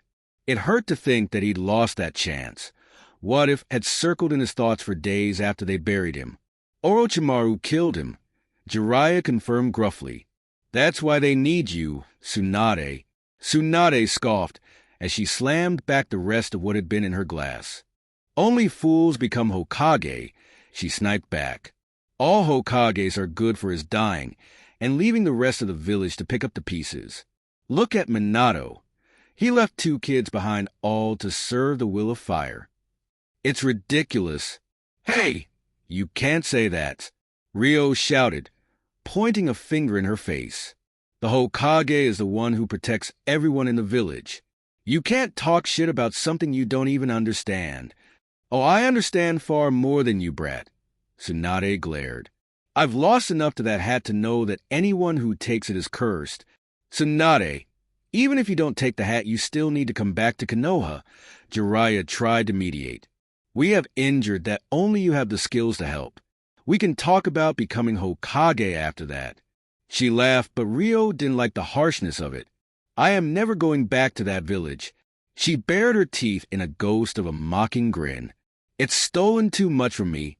You act like you're the only person who's ever lost someone. Ryo couldn't help but interrupt. So what? You lost people. Everyone I know has lost people, and they still somehow manage to not be complete assholes. Nissan lost his parents, his mentor, and practically both his godparents, since neither of you have bothered to show up. Kazune lost his mom, dad, and a bunch of his friends at the hospital. He scoffed.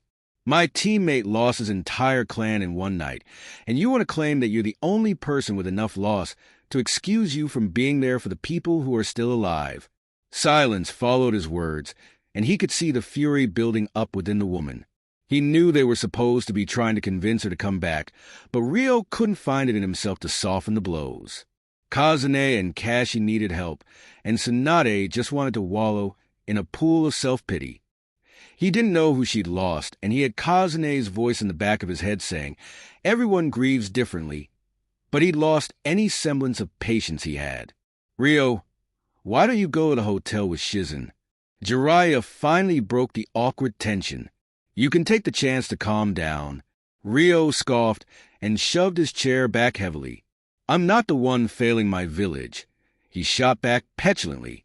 She doesn't even deserve to be the Hokage. She's barely a shinobi of Konoha, stomped away, following the dark-haired woman away from the stand. Chapter 39. Decisions. Ryo walked up to the same food stand as the previous night, spotting the 2 Sannin sitting at the counter in the same seats he left them in, beneath the small green awning. Their heads were bowed together, and although on the surface they looked years apart, he could tell there was a lot of history there. He knew Tsunade had a special place in Jiraiya's heart from the way he talked about her. He didn't know what she did to remain so young, but that wasn't the priority right now. He hesitated for only a moment before he took a deep breath and steeled his resolve. He had been an asshole yesterday and he knew it. It had taken him a while to calm down, but Shizun's words had stuck with him. She had come by his room to try and explain why Tsunade was the way she is. Ryo couldn't imagine losing his brother like that. The whole thing with the necklace, and how both of the people she lost wanted to become Hokage, Ryo felt a little ashamed of the way he had acted yesterday. He cringed whenever the thought of what Nissan would think crossed his mind. He stood by his words, but not the way he'd said them. Almost everyone he knew had lost someone they loved, and they managed to get by. But who was he to judge how Tsunade was supposed to react? The fear of blood wasn't great, but neither Kazune nor Kashi had bloody injuries, so it should be fine for her to come back and heal them. He just had to convince her, after he fixed his fuck-up from yesterday. Morning. He drew attention from the pair, and he smiled awkwardly, scratching the back of his neck. Look, I'm sorry about yesterday, he forced out. It was mean and uncalled for, and I'm really sorry about your brother. That sucks. Tsunade was staring at him, unable to hide the surprise on her face. She'd taken off her green haori and was left in her gray vest, a black obi holding it closed. Kazune is always saying that people process grief differently and you need to have patience, Ryo, but I'm not always the greatest listener, and I kind of do first, think later, and yeah, Maybe you don't need to become Hokage. That's cool, but please come back to Konoha. Kazune and Kashi really need your help. A lot of people do. Tsunade's mouth opened and closed for a moment before her walls went back up. Thanks, kid, but I really can't help, she said shortly. Know you have the thing about blood, but you can just help the ones without injuries like that. Some has to be better than none, right? Please, he tried. How much did Shizen tell you? She narrowed her brown eyes. She shouldn't have said anything. I asked her to tell me. Ryo lied quickly. He knew he wasn't supposed to lie unless it was for a mission or to keep a secret, but he figured this one could be forgiven. He didn't want Shizen to get in trouble. Tsunadeheim, give him a break. Jiraiya interrupted, but Ryo caught his approving look. Shizen just cares about you, you know that. Tsunade turned to look at the large man before she sighed, eyeing Ryo with piercing amber eyes. Why exactly do you want to be Hokage, kid? She asked abruptly, and Ryo blinked. It had been so long since he'd made that promise to himself. He'd been 4 years old, and it was one of his clearest memories from that age, as the others had begun to fade with time. The villagers had been so mean to him when Nisan hadn't been there, and he'd realized just how much Nisan protected him. When he'd asked Gigi what a Hokage was, he'd told Ryo that they were the strongest and greatest protectors. Nisan had always been the image of the strongest shinobi to him, so if Ryo became Hokage, then that must mean that Ryo was finally strong enough to protect him like he's always done for Ryo. He would be strong enough to protect them all. I want to protect Nisan like he's always done for me, he said slowly. I want to surpass him and become the strongest so Nisan can trust me to look after him for once. I want to be the person that my family and friends look to when they need help. I want to be strong enough that I can always make things okay no matter how bad they are. He looked up from where his gaze had fallen to the ground to see an unreadable expression on Tsunade's face. He glanced over at Jiraiya to see a mixture of pride and sadness. He had no idea what he'd done to elicit that reaction from the Sannin, but shrugged it off. That hat is cursed, Tsunade said, more solemn than angry. I don't think your brother would want you to die chasing after a goal like that. You can't protect anyone if you're dead. Ryo frowned and pointed a finger right in her face. I'm not only not going to die, I'm going to be the best Hokage that Konoha has ever seen, and when I do, you're going to eat your words. He yelled loudly, mentally apologizing to Kazune. He'd tried to be patient. I ain't leaving here without you. You are going to come back to Konoha and help my family, and then you're going to watch me take that hat. Tsunade scoffed and turned back around to face the bar, ordering another drink.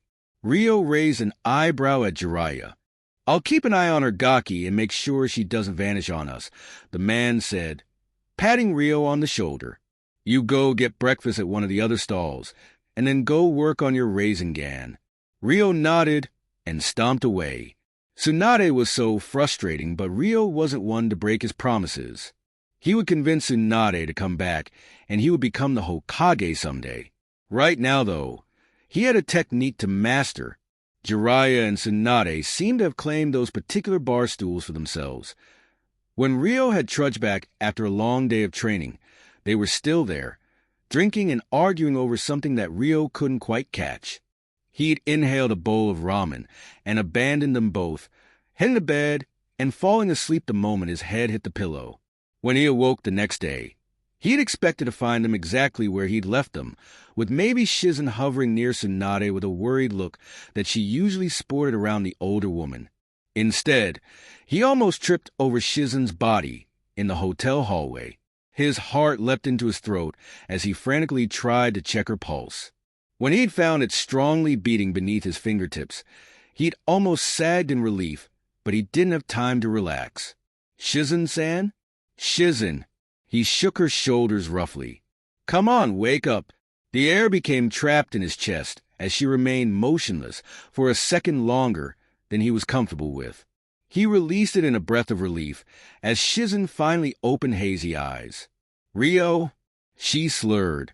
It took a moment for her dark eyes to focus, but once they did, Ryo fell back onto his ass as Shizen surged to her feet, tottering as she barely caught her balance. Rio stood quickly and grabbed her elbow, steadying her before she could fall. "Where's Tsunade?" She shot out frantically, still trying to find her bearings as her head whipped around frantically. "I don't know." Rio kept a grip on her as he felt her sway. "She's probably down at the bar with Jiraiya. They haven't moved in 2 days." Shizen started to walk slowly down the corridor, and Rio followed her closely. By the time they'd gotten to the bottom of the hotel stairs, she'd regained enough of her strength and bearings that Rio felt that she could walk on her own. He spotted the bar and his heart sank as he saw a lone Jiraiya slumped over the counter. Reaching the Sannin before Shizen, he tried shaking him, but it wasn't working this time. He looked around and grabbed the closest drink, proceeding to dump it on Jiraiya's face. PFFFTTT. Jiraiya spat out, blinking the blue liquid out of his eyes. "The fuck?" "Come on, old man. We have a situation. Where's Tsunade?" Jiraiya looked over at him, but Rio could tell there was something wrong. It was almost like the Sannin was moving through sludge, his movements slow and almost slumping. Rio cursed. There was something bigger going on here, and he didn't like that someone had managed to take out 2 strong Shinobi just outside his bedroom door. He should have heard something. "Jiraiya-sama, where is she?" Shizen demanded. "She fucking drugged me." Jiraiya groaned. "It's hard for me to move, and I can't control my chakra right now." Shizen's face fell, but before she could move, Jiraiya reached out to grab her forearm. "What deal did Tsunade make with Orochimaru?" he asked firmly, and Rio was taken aback. Sure, Tsunade didn't want to come back, but she wouldn't betray them either, right? Orochimaru killed Gigi, and he was the cause of so many other deaths in Konoha. Rio had to rescue people from their crumbling homes and watch families' lives be altered forever, all because of Orochimaru, and Tsunade wanted to work with him. He couldn't think of a single good reason to even meet the snake Sannin other than to kill the bastard. Shizen faltered, but after a long moment, she sagged, giving in. "Orochimaru approached us a couple of days before you arrived," she admitted. "He wanted Tsunade to heal his arms, but she said no. She was even going to fight them off, I swear.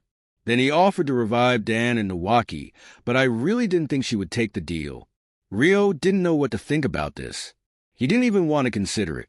People couldn't come back from the dead. Tsunade should know that better than anyone. She was a medic nin. Maybe it was the grief clouding her judgment, but if Orochimaru got his arms back, that couldn't be good for Konoha. She had to know that. They made it through the first time, but Rio didn't ever want a disaster like that to hurt his village again. He didn't think Tsunade wanted that either, no matter how much she didn't want to go back. "We need to find them." Jiraiya let go and stood, leading the way into the city. Tsunade slammed a fist into the ground, cursing as Kabuto dodged once again. Cracks and chunks of earth erupted, forming another crater, and Tsunade watched Kabuto heal a gash on his arm in annoyance. "We really were going to stay away from Konoha, you know." The late morning sun bounced off Kabuto's glasses, obscuring her view of his eyes. "We both know that was a lie." She gritted her teeth. "I was willing to believe it, if it meant seeing Dan and Nawaki again, but I can't allow you to destroy Konoha. There are people that I can't allow you to hurt." Rio's face flashed through her mind, but she quickly shook it off. She'd only known the kid for 2 days, and even if he was Kushina's child, that couldn't be enough for her to break her vow. He would learn that his dream of being Hokage was flawed, hopefully before it killed him.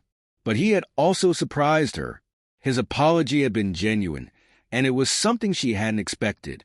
His conviction, and even more than that, his love and adoration for his brother, almost made Tsunade think that it was possible. But if Tsunade wasn't enough to save her brother, what could Naruto do for Rio? He couldn't be there all the time. Despite the passing of so many years, Naruto's little, round face was still vivid in her memory. He'd been only one, and Tsunade remembered bouncing him on her lap, his laughter bright and joyful, and for the first time since Nawaki's death, things had felt like they would be okay.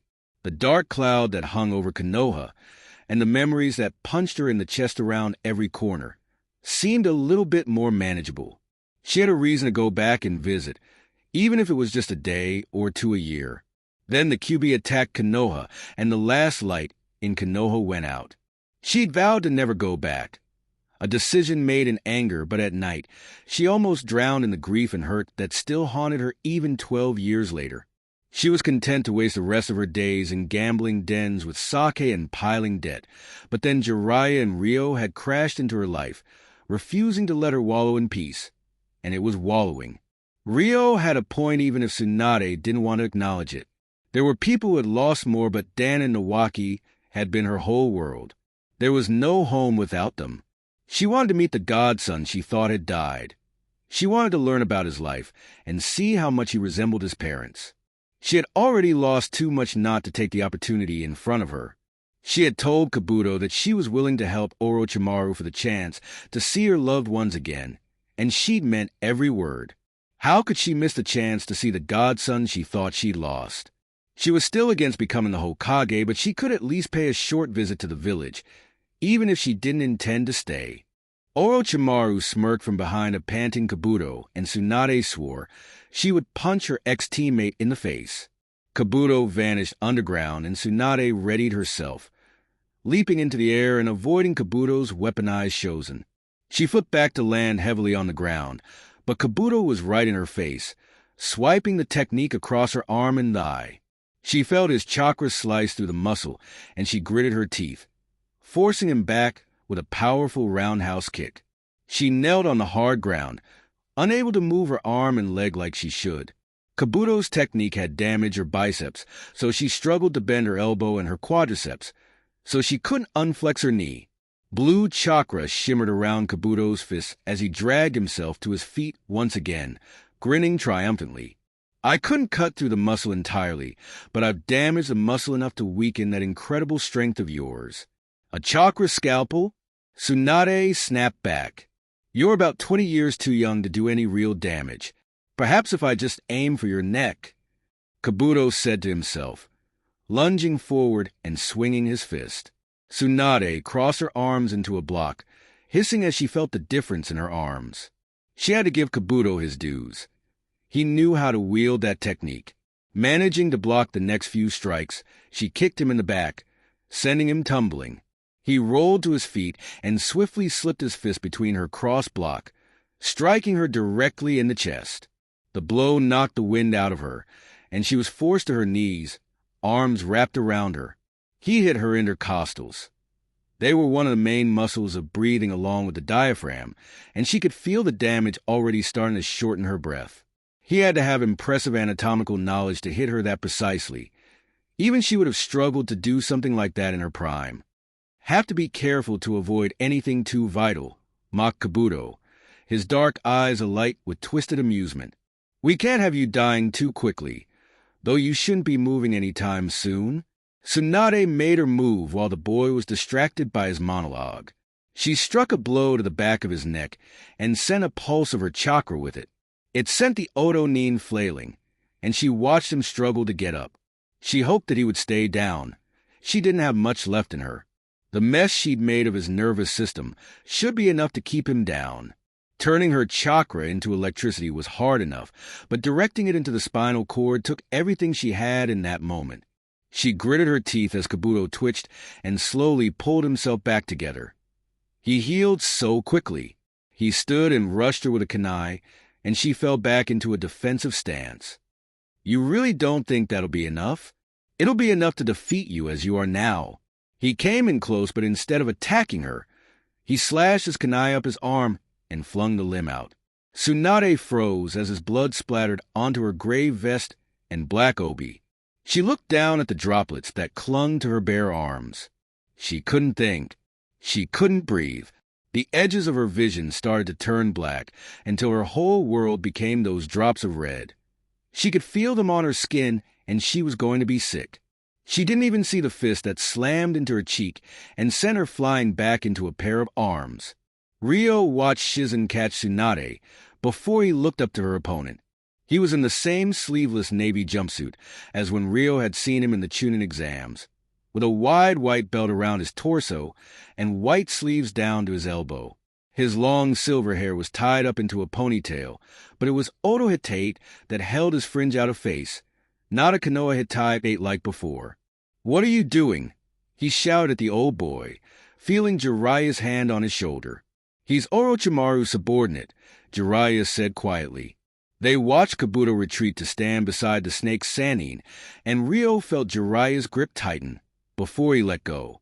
"Shizen, you take the guy with the glasses," he said, deep voice serious and low. "I'll handle Orochimaru." "Wait, what can I do?" Ryo blurted out quickly as Jiraiya shifted his weight. "I can help. You guard Tsunade with the pig." Ryo frowned down at the animal. The animal frowned back at him. He hadn't really taken note of Taunton in the couple of days since he'd met the two women. She was dressed in a red shirt that matched Tsunade's haori, with a string of pearls around her thick neck. He'd never heard of a ninja pig before, but he'd spent enough time around Kashi's dogs to not question it. Jiraiya was flipping through hand seals before Ryo could argue further, and he watched with wide eyes as Kabuto helped Orochimaru summon two massive snakes, reminiscent of the ones that almost ate him and Sasuke in the Forest of Death. A massive puff of smoke surrounded Jiraiya, and Ryo was expecting something of a similar caliber, but all that appeared was a small orange toad. "Shit," Jiraiya cursed. Ryo recalled his words at the bar. Whatever he'd been drugged with must still be having an impact on him. "You are a disgraceful guy, as always," Orochimaru hissed, and Ryo bristled. Jiraiya may have been raunchy and loud, and filled with so many questions, but Ryo had grown to like him. Orochimaru may have known him longer, but Ryo knew him better than some traitor, and he wasn't about to sit back in this fight when he knew he could help. He was done with being left behind. He had to step up to the playing field at some point, and if he ever wanted to become Hokage, he had to start fighting on the same level. "I got the one on the left if you take the one Orochimaru is on." He whipped out a kunai from his pouch. "I've beaten one of these guys before." "Shizen, you gotta distract Kabuto." Jiraiya watched him for a moment before he reluctantly nodded. Shizen didn't have time to respond as the snake slammed into the ground, sending up heaps of earth and dust that obscured their vision. Ryo leapt into the air, trying not to cough as the dust irritated his throat, and jumped between blocks of dirt towards Kabuto. His view was abruptly filled with the open maw of one of the snakes, and its mouth was easily twice his height. He had to think fast, and he thanked all the times Nissan and Kazune had ambushed him in the past. He would never have had the reflexes otherwise. He flung the kunai into the back of the snake's throat, and it closed its mouth enough for Ryo to get a good angle on the snake's eye. He tore another kunai out and launched it at its pupil. The kunai sunk in, but it wasn't quite enough, so Ryo grabbed a large rock out of the air around him and launched it in the same direction, managing to hit the handle of the kunai and drive it into the creature's brain. It finally stopped flailing and slumped to the ground with a thump that rattled the earth beneath it. Ryo found his way to the ground in time for Jiraiya to launch himself towards Orochimaru and the other snake.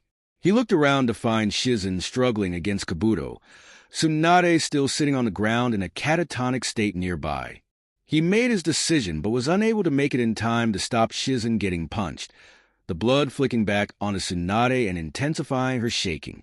Kabuto lifted a foot to stomp on Tsunade, but Ryo intervened, kicking the Odo Nin in the shoulder and forcing him back a few steps.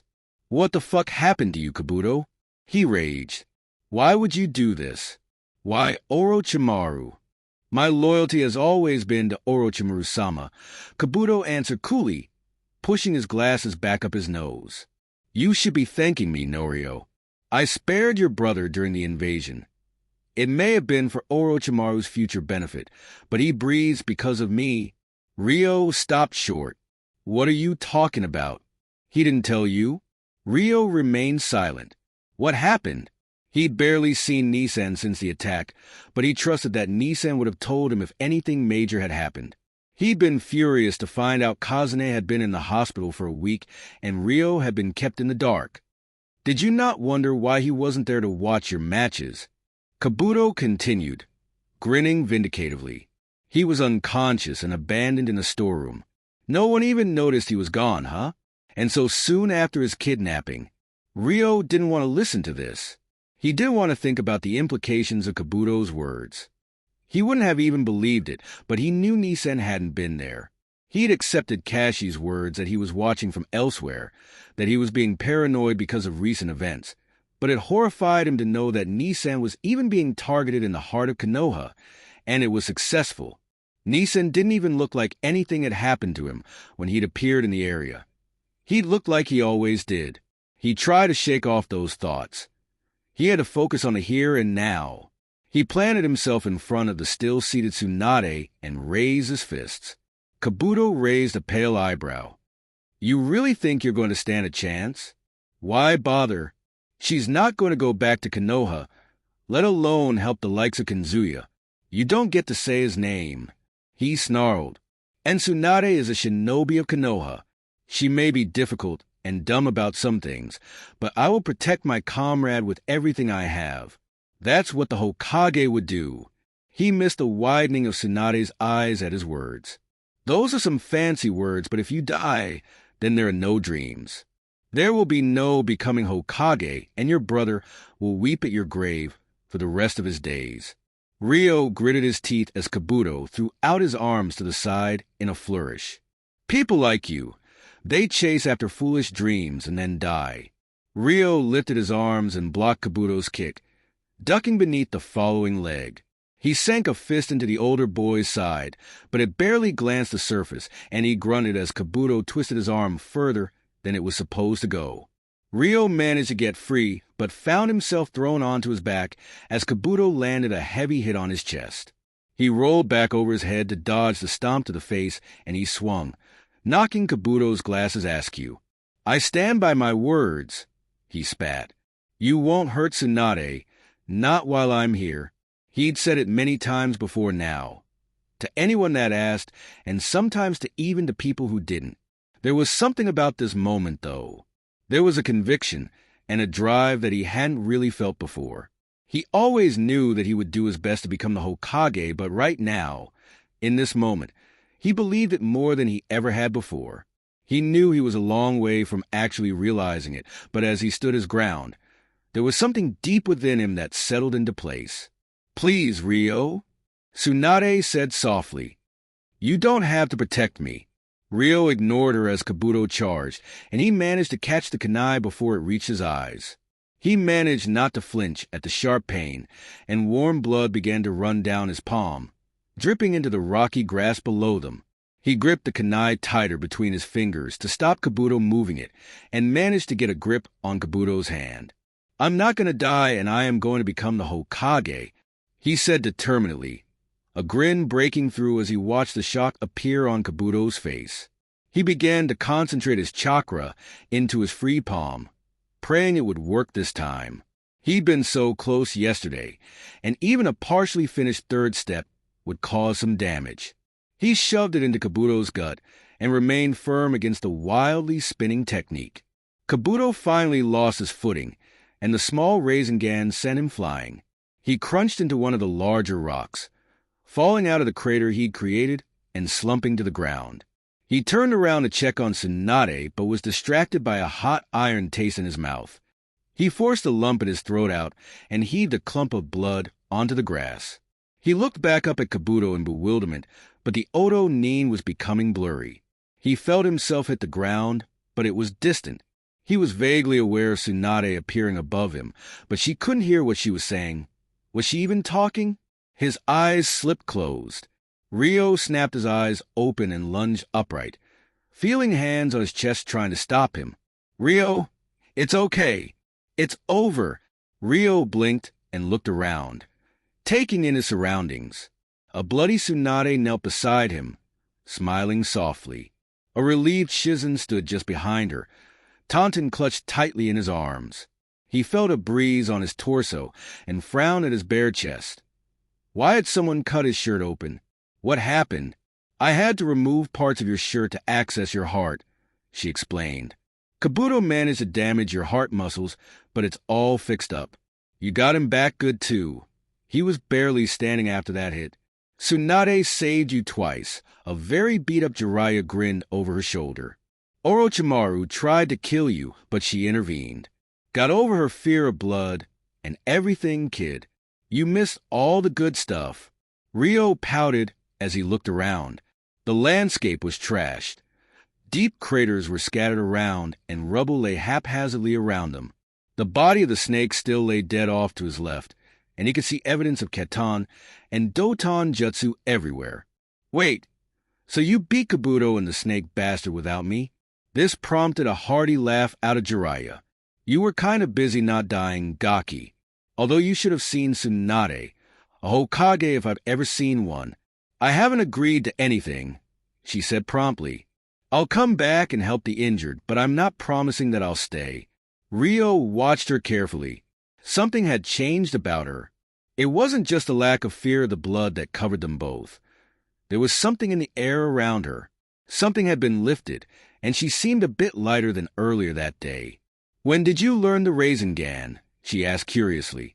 Jiraiya taught me the first step when we started looking for you, he shrugged, taking in the ruined landscape around them. It's not technically finished yet, but I'll get it before we get back to Konoha. Tsunade looked back at Jiraiya. About 4 weeks ago, he proudly answered her silent question. Only 4 weeks, she repeated in shock, turning wide amber eyes back to Ryo. It took Minato years. Ryo shrugged again and struggled to his feet, wavering only slightly. He held out a hand for Tsunade. She paused for only a moment before she took it, rising to her feet. Let's go home. Ryo grinned brightly. I know loads of people who can't wait to meet you. Fair warning. Once Kazne sees you, you're on your own. He's a big fan. Tsunade threw a look towards Jiraiya, who just shook his head. Ryo laughed. It had all turned out okay in his book. Walking down the Konoha hospital corridor seemed like a faraway dream. It had been so long since she'd been in this place. The white walls and pale blue floor was the same as it had always been, and people of all ages walked through the halls, some in the thin hospital gowns and others in the beige medic-neen coats. A mixture of good and bad memories swirled around her head as she caught snatches of conversation. She'd already attracted a lot of stares, but she was ignoring them, just trying to help the patients she could while she was still here. Tsunade didn't know if she would be staying. The emotions that rose up from being in the village were both good and bad, and she didn't know what to do. A part of her didn't want to wander the countryside anymore. Konoha didn't have the negative place in her heart that it used to, but another part of her still felt the absence of Dan and Nawaki and the places they used to be. She knew Shizen wanted to stay, and she also knew that she deserved better than following Tsunade around and piecing her back together. A flash of red appeared around the corner, and Tsunade quickened her pace, heart beating faster and a lump rising in her throat. She rounded the corner and saw the spitting image of Kushina standing in the hallway, speaking to a young female medic-neen. Tsunade froze as she drank in the sight of her godson. He'd had short blonde hair, exactly like Minato's the last time she'd seen him. Only a little tuft on top of his tiny head, but now even in a high ponytail, his straight, deep red hair fell to below his shoulder blades. He wore the standard Jounin uniform, with his olive Jounin vest sitting snugly on his narrow shoulders. His slightly worn attite was tied around his left arm, and she could see tattoos covering the entirety of his left hand. She remembered Jiraiya mentioning that they went all the way up to his shoulder. He laughed at something the woman said, and his blue eyes sparkled, just like Minato's did when he laughed. The pale fluorescent lights bounced off of his high cheekbones, and his slim jaw was all Minato's too. Now she had a closer look. While his profile was Kushina, his face was all Minato. If his hair had remained blonde, he could have been the Yondame's twin. She supposed that's why they'd had to change it. He really was all grown up, and Tsunade had missed it all. He was only supposed to be 3 years older than Ryo, but it felt like there was much more between them. A man stood before her, and she felt bitterly disappointed that she hadn't been able to be a part of it. If she'd just visited once she knew Sarutobi-sensei would have told her. She'd already lost Dan's and Nawaki's future, and she didn't want to miss his. She'd already missed too much. He turned to look at her and tilted his head. It felt like he was looking through her, not at her. With a quiet later, Katsumi, he walked up to her, stopping a few steps away. Senju Tsunade-sama, I take it, he said with a distant but friendly tone, his baritone surprising her. My name is Uzumaki Naruto, and I can lead you to some of the patients we'd like you to see." He began to lead the way down the corridor before Tsunade could gather her thoughts, and she followed him, staring at the back of his head. Did he remember her? Did he even know what she was to him? Did he know that she didn't know he was alive? Would it matter? "So are you just back to help out around here, or are you going to take the hat?" She missed a step. "I don't know," she replied honestly. Naruto nodded and continued walking down the hallway, nodding at people as he went. He obviously spent a lot of time here. There was a confidence and assertiveness in the way he acknowledged them, and she wondered exactly what role he had in the village. She tried to think of something to say, but it was harder to broach the subject than she thought.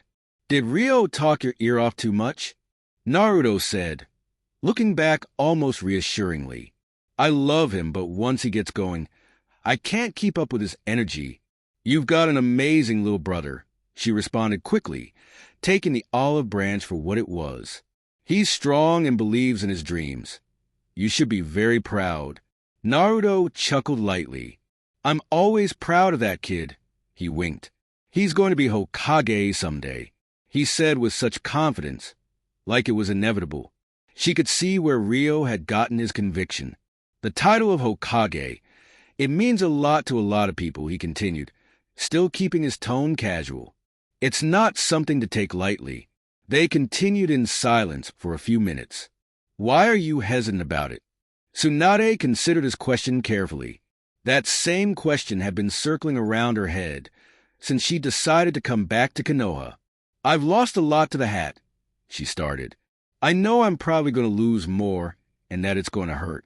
I don't know if I'm capable of taking any more hits. I've proven that I'm capable of abandoning the village when things get too hard, and I can't do that if I'm Hokage. If I do this, I have to do it properly, and I don't know if I can commit to that." Naruto finally stopped and turned to her.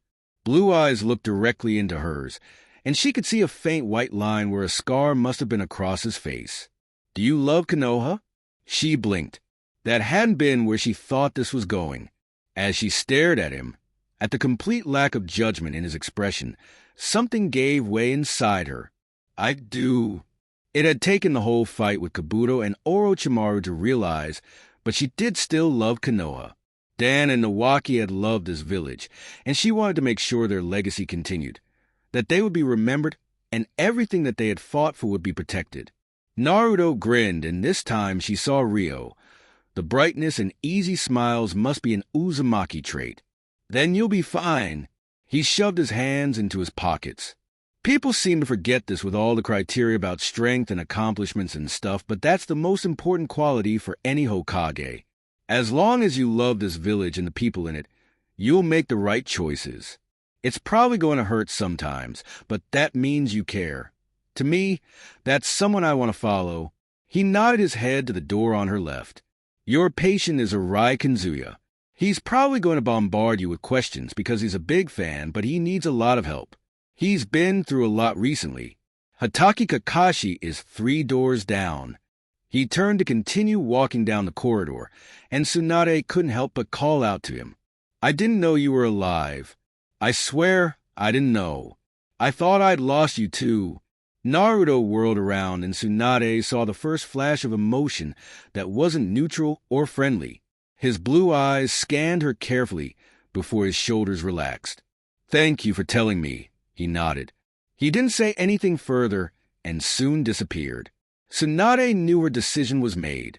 She would stay. She would be Hokage, and she would not fail her godson again. She would do it for Dan and Nawaki and Shizen. She took a deep breath before she pushed the door open. Kanzuya was almost buzzing out of his skin as he waited outside of the Hokage's office. He'd met Senju Tsunade, and he didn't think he would ever come down from this high. He'd read so many of her research papers from her youth, and absolutely everything there was to read about her in the library had been devoured quickly. She was the epitome of combat medicine. Kanzuya could only hope to be as good as her one day. She looked much younger than he'd expected, but that was a small detail in the grand scheme of things. He twisted his wooden cane in his hands. The fact that he was even walking right now, even with support, was a testament to how amazing their new Hokage was. She'd managed to help with a lot of the atrophy and lingering damage from the poison. He still had a long way to go. It would take more than a couple of healing sessions, even with Tsunade, but he was discharged from the hospital. He needed to go back for physical therapy sessions and was stuck with the cane for a couple of weeks, but he was allowed home. He got to sleep in his own bed, and after over a month in that hospital room, with a further month spent unconscious, he couldn't think of anything he wanted more. He didn't like to think of what he had missed. There were a few major things, like Sasuke's promotion and Ryo and Sakura's fights and the whole invasion, and all the aftermath, but he missed the little things too. 2 months was a long time and life went on, even if he was stuck in a hospital bed. Naruto had changed a bit. Not a speck of orange to be found, and he wore the normal Jounin uniform. Kazuya knew for a fact he hated the feeling of the vest, but it was like he'd lost something in the attack, or maybe even from the events preceding it. It was hard to tell. So much had happened. Sakura and Sasuke were more subdued, and Ryo had been gone for a month. He hadn't been able to be there for anyone. He couldn't help during the attack. He couldn't be at home to make sure everyone was at least eating, and he couldn't ease the load of his colleagues.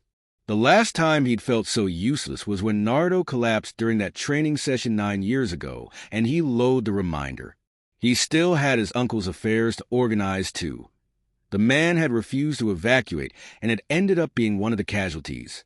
Kazuya couldn't say he was sad to hear the news, but now he was stuck trying to untangle the man's mess as his only living relative. It felt like he was being left behind, like he was stuck in place while everyone moved around him. He had never really appreciated what it was like to be a patient and how it felt to have his body fail. He knew he would be approaching it differently from now on. He had always been focused on the healing and the injuries, but now he knew that it had a much bigger effect on people's lives than he could have ever predicted. The physical effects of illness were just a small part of a much larger, horrible whole. He didn't know how Naruto lived like this. Come in. He stood from his chair, leaning heavily on his cane as he limped into the Hokage's office.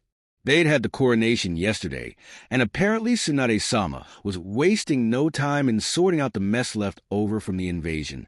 He stopped just short of the wooden desk, an orange banner across the front of it with the leaf symbol. The afternoon sunlight brightened up the room from the 3 massive windows behind the desk, and piles of books and scrolls had already started accumulating on the floor around the desk. Kazuya, the new Hokage, greeted him, gesturing for him to sit on the brown sofa shoved against the right wall. "Thank you for coming." Kazuya sat heavily onto the brown cushions, resting his cane across his legs. He kept his back straight. It was hard to stay at attention, but he was determined. The Hokage's amber eyes watched him critically, probably looking for any signs of regression in his progress. He had the same look whenever he looked at his patients. "How are you doing?" Tsunade asked, sitting back in her chair. "I am a lot better, Hokage-sama." Kazuya grinned. "I'll be back at work tomorrow. Thank you so much for your help." Tsunade waved away the thanks dismissively, reaching out to pick up a scroll from the pile on her desk. "That's not why I called you in," she said. "When I found out your position in the hospital, I asked some of the nurses about you. You specialize in combat and poisons, correct?" "Yes, Hokage-sama," he said quickly. "I have focused mainly on trauma since my appointment to the emergency department, but I consult on all poison cases and still get sent on missions with Team Hari when required." Tsunade nodded. "We need more medic need, and I plan to do something about that. I've also heard about you advocating for medical education at the academy level." Kazuya leaned forward eagerly. "Absolutely." He grinned in excitement. "I currently teach the Genin teams the basics in my free time, but even during my time in the academy almost 10 years ago, I noticed a lack of first aid training. I understand that medic nin are highly specialized, but I believe that it would save a lot of lives if all shinobi had basic skills, like CPR, bandaging, burn treatments, and managing musculoskeletal injuries like breaks or sprains. Konoha doesn't have enough medics to send out with every team, but this could mean that they could at least make it back to the village to receive proper treatment. Tsunade threw him the scroll, which he caught easily. He didn't know he could be so thankful for the ability to do something so basic, but a lot had changed. This wasn't something he was capable of a month ago. I happen to agree with you, she grinned, leaning back into her chair. I told Saratobi-sensei years ago that we needed first aid in the academy, but it wasn't considered to be a priority due to the low numbers of shinobi that pursued it as their specialty. So effective immediately, I am removing you from your position as the head of the emergency department. Kanzuya's heart dropped. This wasn't where he saw this going. The panic must have shown on his face as Tsunade quickly continued. You'll still pick up shifts at the hospitals, but your new priority will be the academy. I want you to develop the new medical curriculum and present it to me. If it passes, you'll need to present it to the clan heads, the council, and department heads. Once you get approval from them, you'll work with the academy team to build it into the curriculum. You'll be the teacher for these classes for the first few years as we work out the issues that arise, and then you can either continue in the position or train someone new. Kanzuya looked between the scroll and the Hokage with wide eyes, his mouth opening and closing as he tried to figure out what to say. He had been advocating for this for so long. He'd ended up just teaching the genin on his own as his ideas fell on deaf ears. He knew his colleagues in the hospital agreed with him, but it was so much work to set up and continue with, and they struggled to find enough time to do their regular jobs. He'd never imagined that he would finally manage to get here. It's a lot of work, and feel free to pull in other medic nin to help if needed, although they won't be able to commit full-time like yourself. You will receive a salary while you create the curriculum. It's the same as what you will receive when you start teaching. You have around 3 months before the beginning of the new academy year, but I understand if it takes longer. Tsunade-sama, I already have half of this planned out, Kanzuya admitted breathlessly. I promise to have something to present by December. Tsunade smiled. I hope I'm right about you, she nodded. Ryo spoke very highly of you, and so did your colleagues. I can tell you are passionate about this, and I look forward to reviewing your progress. At the mention of Ryo, Kanzuya had a thought. Tsunade-sama, as one medic nin to another, I can ask for a second opinion on a patient, right? Tsunade's brow furrowed at the question. Kanzuya already knew the answer, but the shinobi in question wasn't technically his patient, even if it felt like that sometimes. When you get a chance, could you please look at Naruto's medical record? He pushed on. His doctor died during the invasion, so he needs a new one, and you're the best. I'll have a look. Tsunade nodded after considering his words for a long moment. Kanzuya sighed a little in relief. He felt a little guilty even bringing this up, but if anyone could help Naruto, it was Tsunade. Thank you for watching part 8 of What If Naruto Parents Died and Naruto Becomes Shinobi to Protect His Brother. If you enjoyed this video, don't forget to like, comment, and subscribe to Anime T23 for more exciting What If scenarios and anime content. Hit the notification bell so you never miss an update. See you in the next episode